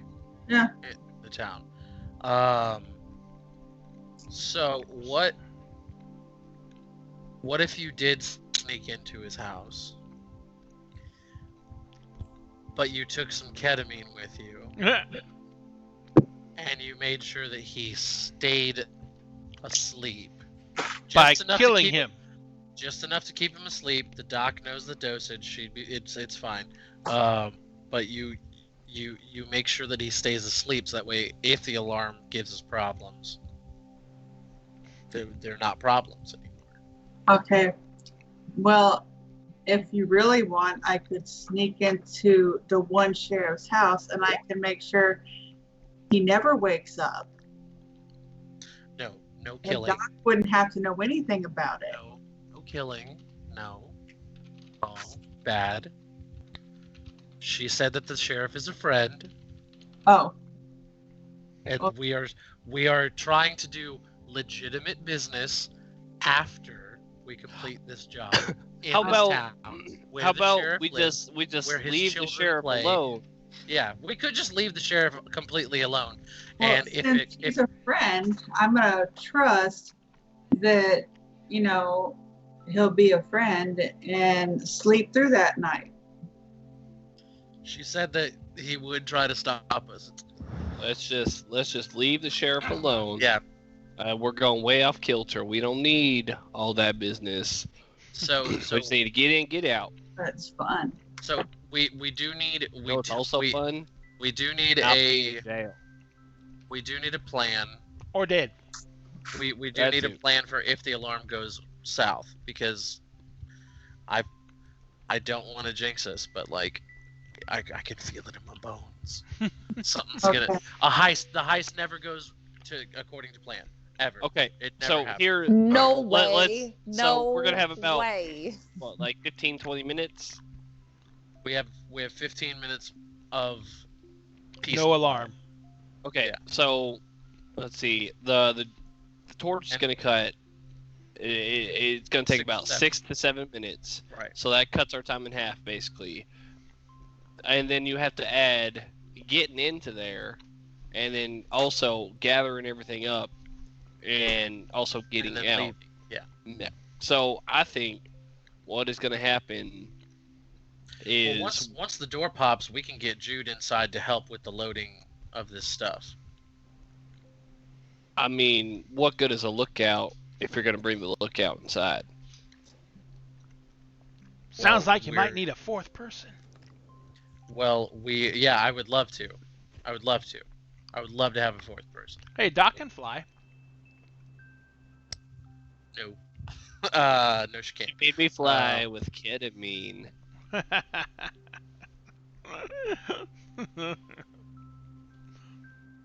Oh my god. Seriously? Oh my god, I cannot with this. Oh my god, no! Cassie, don't read that. No, I'm already reading it. It is the exact thing that essentially that Jonathan came up with earlier, just in our Skype chat. No, that's what I said. It was the God damn it. the Grand Theft Auto 5 approach, where we just pump ketamine in through the air ducts. There might be a few people whose hearts stop, but you know. God fucking damn it. No, again, I would like to minimize our footprint on this town that we are trying to do legitimate business in later. Right? Like, See, is everybody we're actually getting that trying to part? do a good thing here. This is technically a good thing. We're robbing the bank for good. Yes, we are Robin Hood in this scenario. Could the legitimate business, though, be Doc having a 5-step program to get unhooked from ketamine? You're not here. You're not here. You left the You ship. are not here. You're not even on the ship. Yeah. Okay, so here's what we have set in stone. Kelly, myself, Jude, take the shuttle, go down, land, take some ATVs, get just outside of town with them, get into town. Kelly disarms the security. I work the door. Jude keeps watch. Door gets opened. We start unloading, and then we go. And that is if everything goes according to plan and nobody rolls any complications. Now, plan B for complications. I would very much like to not shoot my way out of this town. The only upside I see to that is that there's only one sheriff, and shooting our way out means just shooting one man. But I would very, very, very much like to not shoot any men or women, if possible. What about children? Not Fuck me either. fuck them, whatever. They're like, yeah. Michael Well, Jordan, okay, fuck them kids. So Germ vectors. here is a this thing. town does not employ child lawmen. That's insane. That's, what is this, fucking Lord of the Flies? You don't know. You've never been there. Okay, but here is a. So you do have a one canister to refuel the torch if you need it. Now, if you don't need it and shit pops off, I'm sure it'd make a hell of a distraction. Yeah. It would Again, go ba-boom. minimal footprint. You don't No, have to blow. he's You don't talking- have to blow something up. You can put it off in the distance. I mean, I'm sure I could whip up a little charge if I need to, but I mean, so, okay, but like, what, just, basically the long and short of it is, if it goes south, I don't want the plan to be wing it, because Kelly winging it means rat-a-tat. Well, what he's saying is, well, okay, another option to what they're saying, Josh or Hank's saying, you could always leave a charge somewhere around town before you go into town, something loud. And if shit goes south, when everyone starts running outside, you remote detonate it from wherever you are. Getting them looking the other direction. I mean, hell, what we could do is we can just do that from the get-go. We can have everybody on the other side of town wondering about explosions while we're doing a thing down at the bank.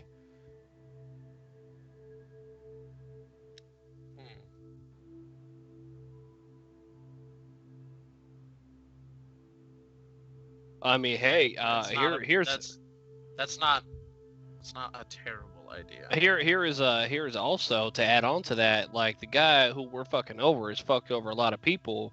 So say we blow up his car or something, it's not going to be suspicious because like I'm sure probably most of the townsfolk hate him.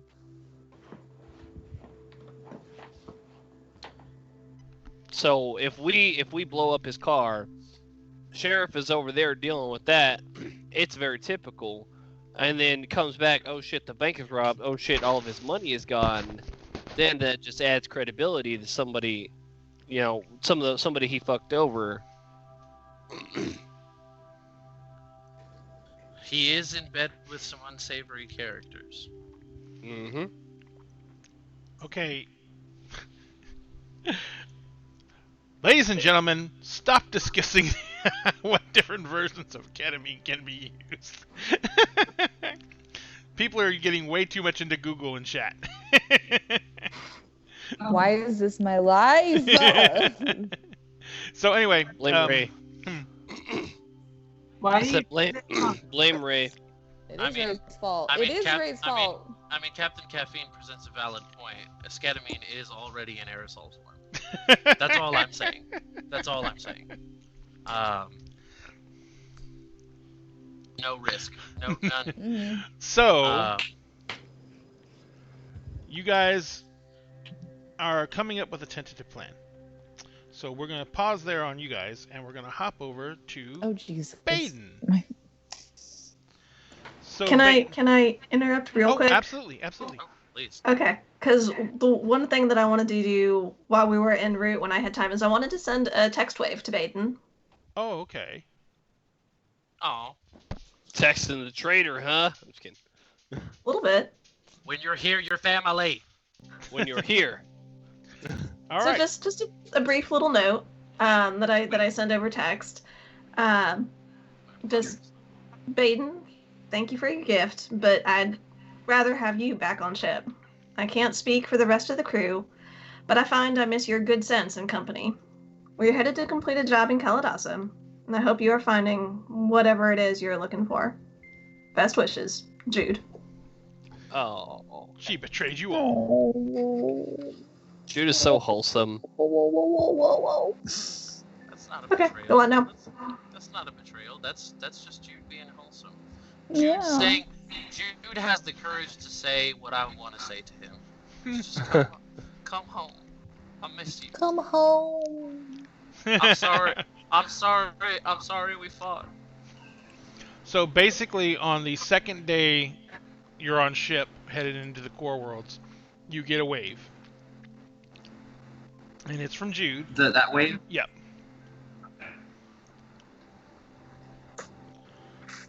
All right. I'm probably going to read it over and over again for a while before I actually decide exactly how to respond.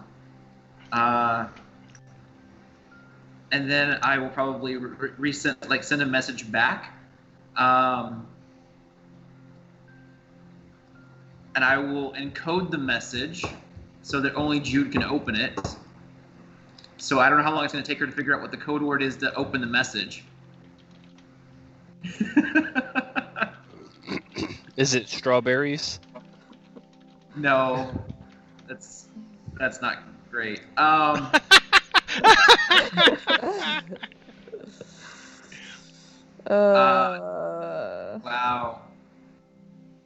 Okay, this might have been a really bad plan.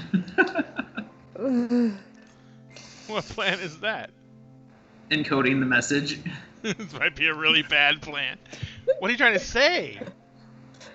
Trying to say that if somebody else comes across this message, they're definitely gonna try to uncode it.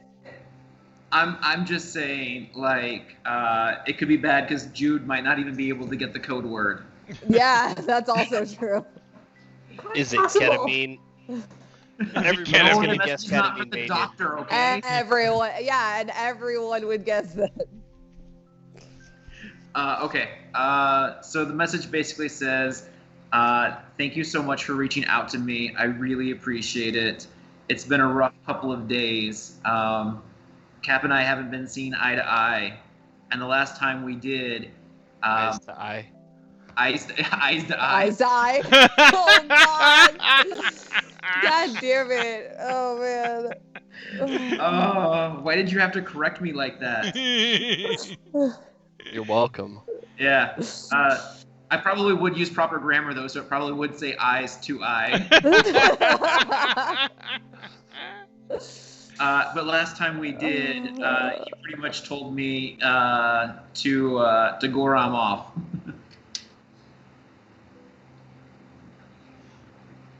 I don't think I'm welcome back, and even if I were, I'm not sure I have a place there anymore.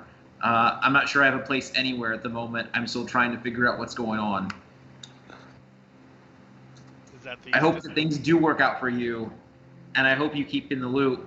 All future messages will be encoded with the same password unless you tell me that that you need it changed to keep the messages private.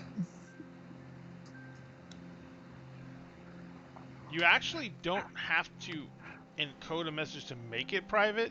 It's just a private wave. She has to put in her ID to open it up. Oh, I'll just private waiver then. Yeah. It's easier.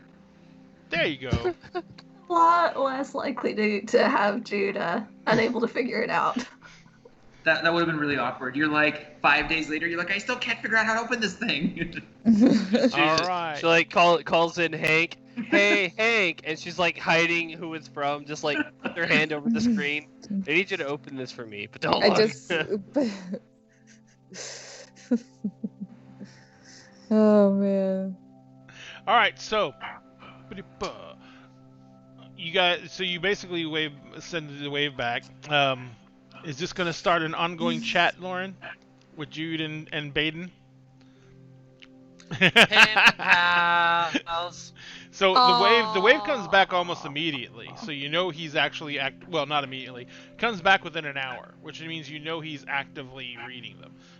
Text waves go through really fast because they're just data, and it's easy to transmit over the system. So his response comes back within an hour. So you know he's actively reading it, and you're kind of both headed in the same direction. The 3 little bubbles pop up. Yeah. Just click there and then go down to more and go to read and So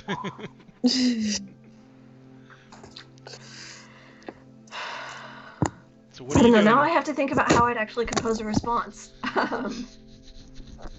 Dearest Baden. Just would Jude take a lot of time to compose a response, or would she just start typing? Because if she just start typing, you can just start talking. Just send emojis.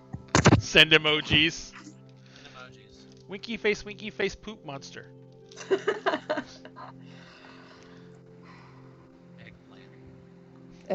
God damn it.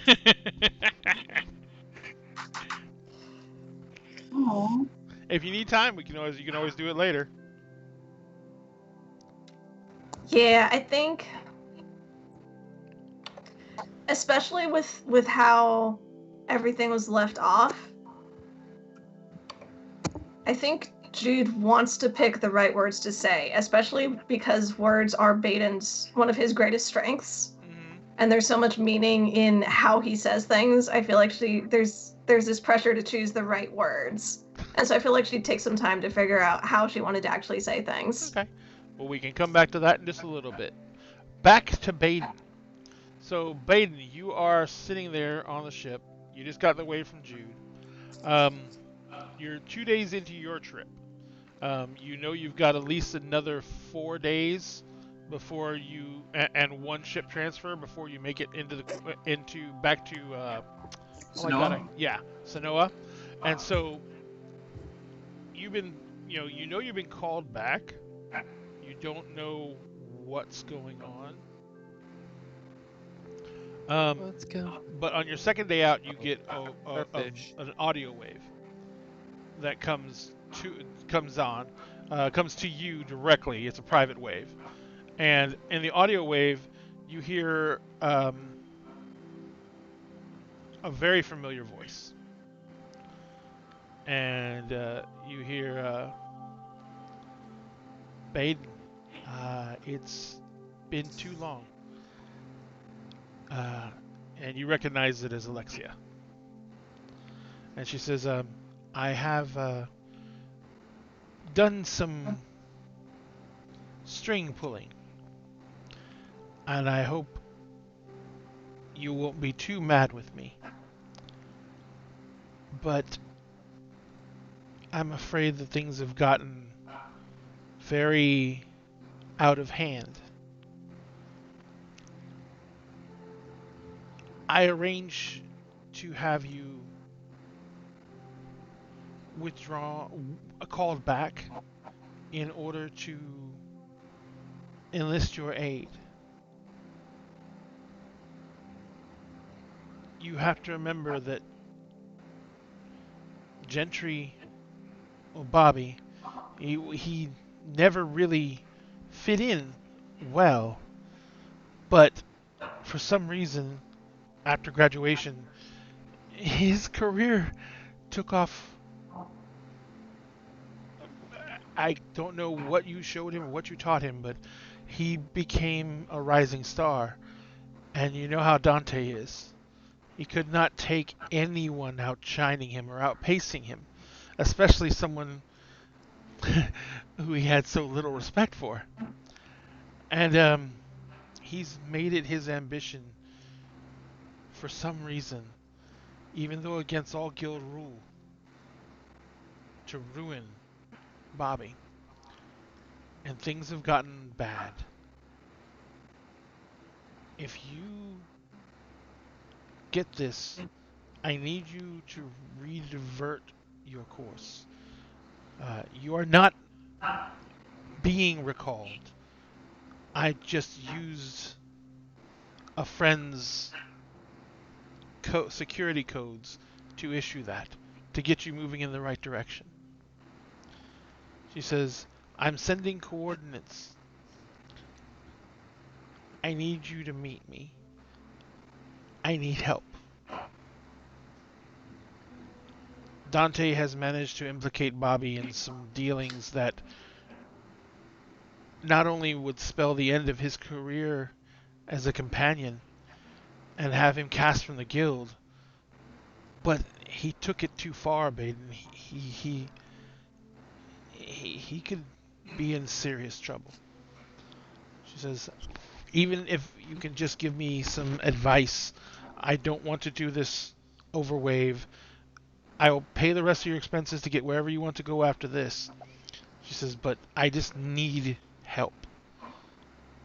So, if this catches you at the right time, you should only be a couple of days out from me. She says, on your next stop, I've already booked you another ticket. She says, so just respond back and tell me that you'll at least come talk. I'm sorry. I hope you're doing well. I know you are. You're Baden. And the wave ends. All right. I am going to respond back as a text message. And I'm going to say something along the lines of course you know I'll come. I need to make sure that I hit the transfer correctly. So please make sure you send me some information to make sure nothing goes wrong at the transfer point. You, me, and Bobby go way back, and then I'm going to make up a fake story that never happened. Mm-hmm. And then say, after something like that, of course I couldn't abandon you in a time of need. So that she has an opportunity to, if she's being coerced, you know what I mean? Like, she can respond back to that story. And if she's not being coerced, like, she'll probably be like, what are you talking about? Gotcha. All right, so it'll take a couple of hours for the wave to get there. And if she's not, if she's not occupied, blah, blah, blah, to respond back. Are you, after about 2 hours, a wave comes back, and she says, and all it says is, no one's coercing me. It's perfectly fine. She says, this is personal and not guild business. This is, except if we can, well, like I said, I don't want to discuss it over a wave. I'm just going to respond, except that D, and it's going to be capitalized with the like quotes around it, made it personal. Okay, so all you get back is a text wave saying, "Are you coming?" Absolutely. See you soon. I am going to see what I can find out about both Bobby and Dante on the wave, just to see what technically. Dante is a heavily booked companion. He does not have a reputation for being sultry or being mysterious. He has a reputation for putting his clients at ease. He has a reputation for putting their minds at rest and allowing them to actually relax and be comfortable in his presence.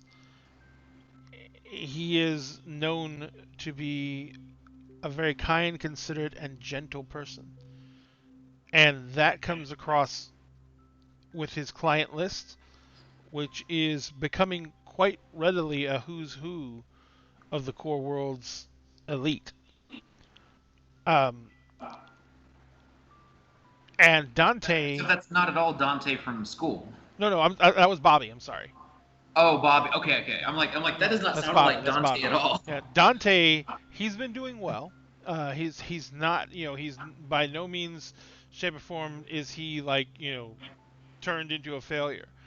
But he is. He's on an aspirant climb, which is typical for someone who was top of his class. But Bobby, who was never top of his class in anything, basically is outstripping him on every par for number of bookings, consultancy fees, everything. Bobby is just like completely outstripping him. And on a notoriety side, Dante doesn't have a long list of repeat clients. He has a lot of clients, period. But his client list of return customers does not come directly from a list of repeat clients. It comes with referrals and new clients and everything like that. So Dante has not developed what every companion hopes for, and that is a list of steady clients that would be long-term investments for the most part. Okay. So when I am in the, I guess the guild's information database, and I'm looking at Bobby's list of clients, you said it was a lot of who's who in the core worlds. Mm-hmm. There's only one name I actually care to see if it was on that list from my character's backstory, and I just want to know if that name is on the list or not. No. Okay.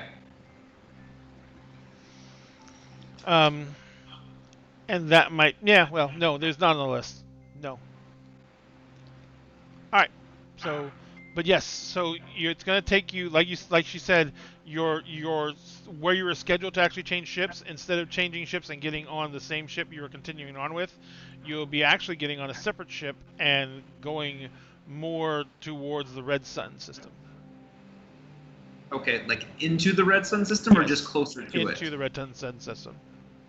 Which planet am I supposed to meet her on? You are meeting her, I do believe, on New Melbourne. The city's name is Destiny. Okay, and where does that relate to the location that Jude just sent me? They're going to be. They're going to be a little bit farther out. They're in the Kalidasa system. It's about 2 to 3 days. Oh, I thought they were going to the Red Sun system too. I'm sorry. No, they're going to Kalidasa. Okay. Kalidasa. All right. Is there any information I can find about what kind of trouble Bobby supposedly is in? Nope.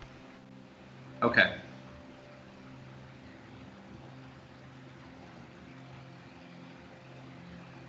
You made something personal, Dante. This is not going to go well for you. All right. So you basically are going to be changing ships and then heading into the Red Sun system. So the rest of you guys, switch back over to you guys. You guys are roughly finalizing plans. What was your final verdict on which plan you're going to go with, and the backup plan? So, personally, I like the go in at night. Jude watches the door, or Jude watches his lookout. I work the door. Kelly does the security. We get the money. We go out. Plan B. Honestly, it might not be a bad idea to put a distraction out there. In case the alarm does start going off, we can make a loud boomy boom noise where no one gets hurt. It's like a flashbang. One Kelly, no one dies. And then and then while the chaos is happening, from that we just skedaddle. Like, hopefully, like, so really the big fallback is like we grab as much money as possible, and if we're short, and we haven't gotten all of the money, hopefully what we have grabbed, we can like cover the rest personally and have that return come back to us. Because Gotcha. we've got a nice lump sum of cash right now. Right. So if we are able to grab like everything, but we're like 10K shy, then we just throw in that extra 10K and we say, look, we couldn't get it all, things went bad, but now you have this, and we threw in 10K. Return, you give us that return on top of what we're getting right now, cut us in for an extra 10K because we just put down that for this. And then like honestly, it's a better deal to have ownership in the mine and have like a continuous payout than to just get that lump sum. I completely agree. It's like when you put like 2 quarters in front of a 2-year-old and you're like, do you want this many or do you want this $5 bill? And they're like, yes, I want more because 2 is more than 1, and I am a small child who does not understand money or math. Well, see, I got to give it to the kid though, because you can take those 2 quarters, put them in your hand, and it makes like a noise, like ding, ding, ding. That is true. What can $5 do? You can roll it up and do a rail of coke. Babe. So you're never being left alone with my child ever. Cassie, how can we hear you if you're muted? I'm not muted. Your thing I says just you're muted. unmuted. I just unmuted myself. Just To in tell- Cassie, To tell me to not let her 4-year-old do drugs. Like, I'm gonna Please. let him do my cocaine. It's expensive, Cassie. come on, use your brain He here. doesn't even know how to do it right. True. He's You tried. can just give him a little nubbie. Please don't teach him Give him a little that. He's nubbie. very Probably smart. He will really pick it think up I'm quick. gonna- Yeah, I know. He's a brilliant kid, and he would become the next coke kingpin. Probably. I don't do Alright. cocaine for posterity. No, yes. For Please legal don't- yeah, for reasons. legal reasons. None this of is all us a joke. are. I This is do not all a do joke. cocaine around In front of children. Yes. There are no Distinct. illicit drugs done or condoned on this show, ladies and gentlemen. There is no Nope. ketamine in this house. There is no. Nope. cocaine And in no, this house. Jonathan, no one is doing None a of test run that. with pixie sticks. Oh, Jesus fucking Christ. So, ladies and gentlemen, it is almost 10 o'clock. So we're Yeah. going to go ahead and wrap up now. Yeah. Jessica's feeling really bad. She wants to go to bed. So I'm going to let her go ahead and go to bed.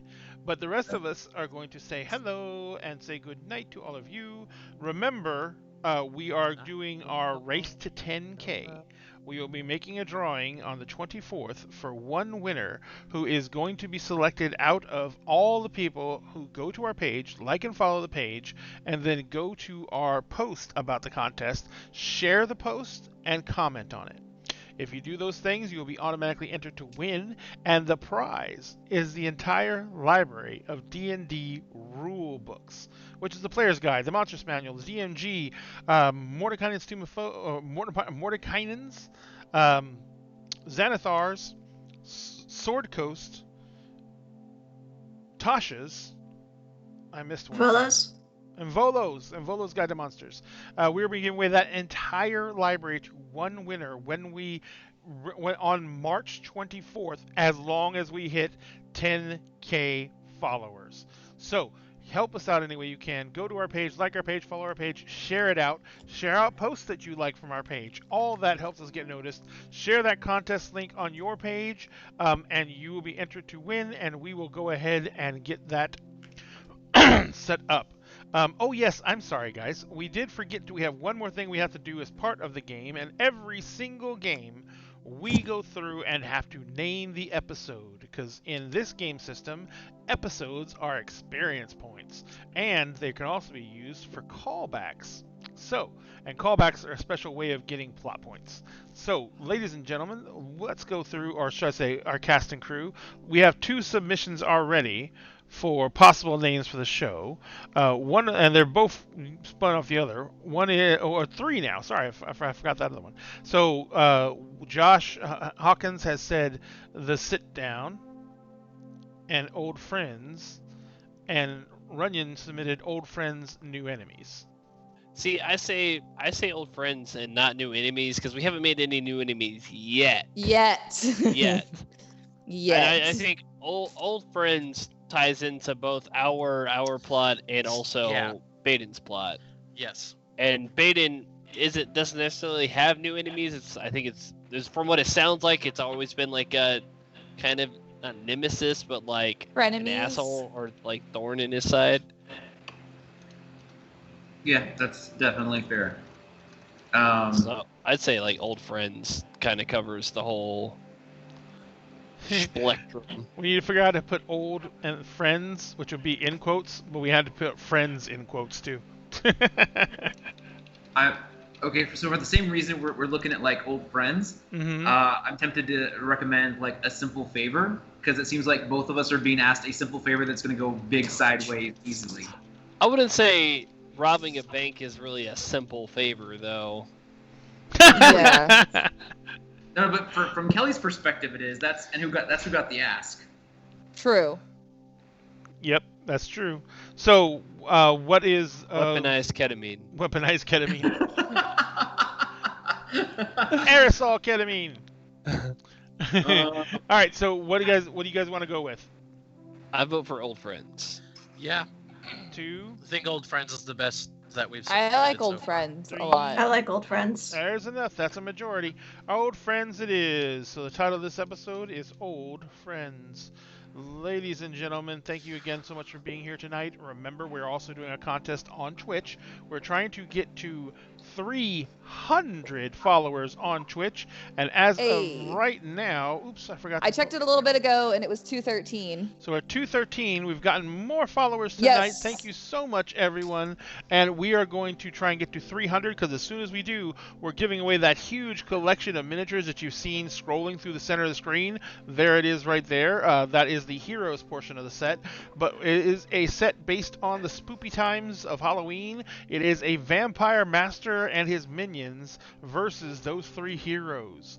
There's also those terrain pieces you see there that are part of the set, and then there is the large group of undead and vampires that make up the rest of the set. And that will be the prize for when we hit 300 followers on Twitch. Also, please, if you can, give to Extra Life. It is an amazing charity. They do incredibly good work, and we want our first Extra Life charity drive to be a smashing success, which we know it can be, because we're already at $1,830 donated, and our goal is $2,000. If you guys can donate to it, please do. If you can't, share out the link. It's a wonderful charity. Like Josh always says, be a hero, save a kid. It is an amazing charity, and they do nothing but good work. So please do donate if you can. If not, then go ahead and share the link out and let people know what the charity does. They work with the Children's Miracle Network in order to provide medical services to at-need or at-risk children who otherwise wouldn't be able to get these services. So please do what you can to help us make our goal happen. Also, remember, we are trying our best to promote the gaming hobby by promoting local stores that are doing the right thing to make sure that people are staying safe during COVID. Tonight's store was Clockwork Games in College Station. They're an amazing store that not only is requiring masks for visits, practicing social distancing in store, and providing curbside service, as well as they have canceled all their in-store events until they get the all clear. Not only are they doing all that, but they are also providing delivery of items to anywhere in the Bryan College Station area. This is an amazing service that they're doing just to try and keep the community safe and allow the community to still get gaming products at their homes. So please, we know that Amazon is cheaper for the most part, guys, and we know that they deliver right to your house. But this is about keeping the gaming a community going, not just getting you guys the cheapest product possible. And sometimes you have to make a sacrifice to keep something going that you love. And this is the type of sacrifice that we're asking everyone to make right now to keep our gaming community alive by keeping these fun local FLGSs going during this time of crisis. So remember, Clockwork Games and Events in College Station. Give them a shout out if you live in the area. Go by and see them. If you don't live in the area, go by their Facebook page and say that Dinner and a Game says hi. Just let them know that you saw it here, and let them know that they're doing the right thing. So thank you guys very much for that. I think I got everything except for Lauren. Lauren, don't you have a little stream that you might want to promote? Something that you do. And what is that? So I GM over at the Keep RPG. I'm taking a bunch of my friends through a homebrew campaign based on 5e D&D. We are having a blast, all sorts of shenanigans, and you can catch us on Wednesdays at twitch.tv/thekeeprpg at 6 p.m. Central, or catch our VODs on YouTube on Fridays. And apparently Lauren is incredibly prolific with maps, so there is always content, and whatever monster there is, there's never just one. That's what I got. That's what I gathered from the last stream. So I've learned they kill them too quickly. Yes, D&D players are lethal. So did I miss anything, guys? I don't think so. Just that this was the 11th episode, so we have 3 more left. Oh, God. Oh, my good to know. Lord. We're Good canceled to in know. 3 episodes, ladies and gentlemen. Thank you so much. So make sure you tune in to find out what happens. Yep. I mean, if Joss Whedon could get past 14, how are we? I don't know. But always remember this. You can help us get past 14 if you share out the link for our Twitch feed and let people know to come watch us. We are looking to make sure that we have a good long life ahead of us. We're trying to provide the best content for you guys, so let us know anything you guys want to see, and we will make sure that we can get it on there for you. We may or may not play Among Us tomorrow night. I don't know if everyone's going to be available for it. It's very last minute, and I just thought it up yesterday afternoon. So if no one can make it, I might just play it by myself and watch me get killed a lot. So, and after what, Captain Caffeine? The Grouch Couch? Are they still on? If they're on, we can raid them. Let me look. I know. I saw the notification pop up earlier that they were on, but I don't know if they're still. It looks going. like they're still on. Oh, let's go give them a friendly little slap in the face raid. We're going to raid the shit out of the Grouch Couch, just like we did the very first time. Tonight, this would be Turkey. He's going to be writing plot for his stories. So for the Friday night for the Sunday night show. So if you guys go in there, number 1. Tell them the fucking Dinner and a Game sent you. And number 2, cuss a lot, because we like to do that. And number 3,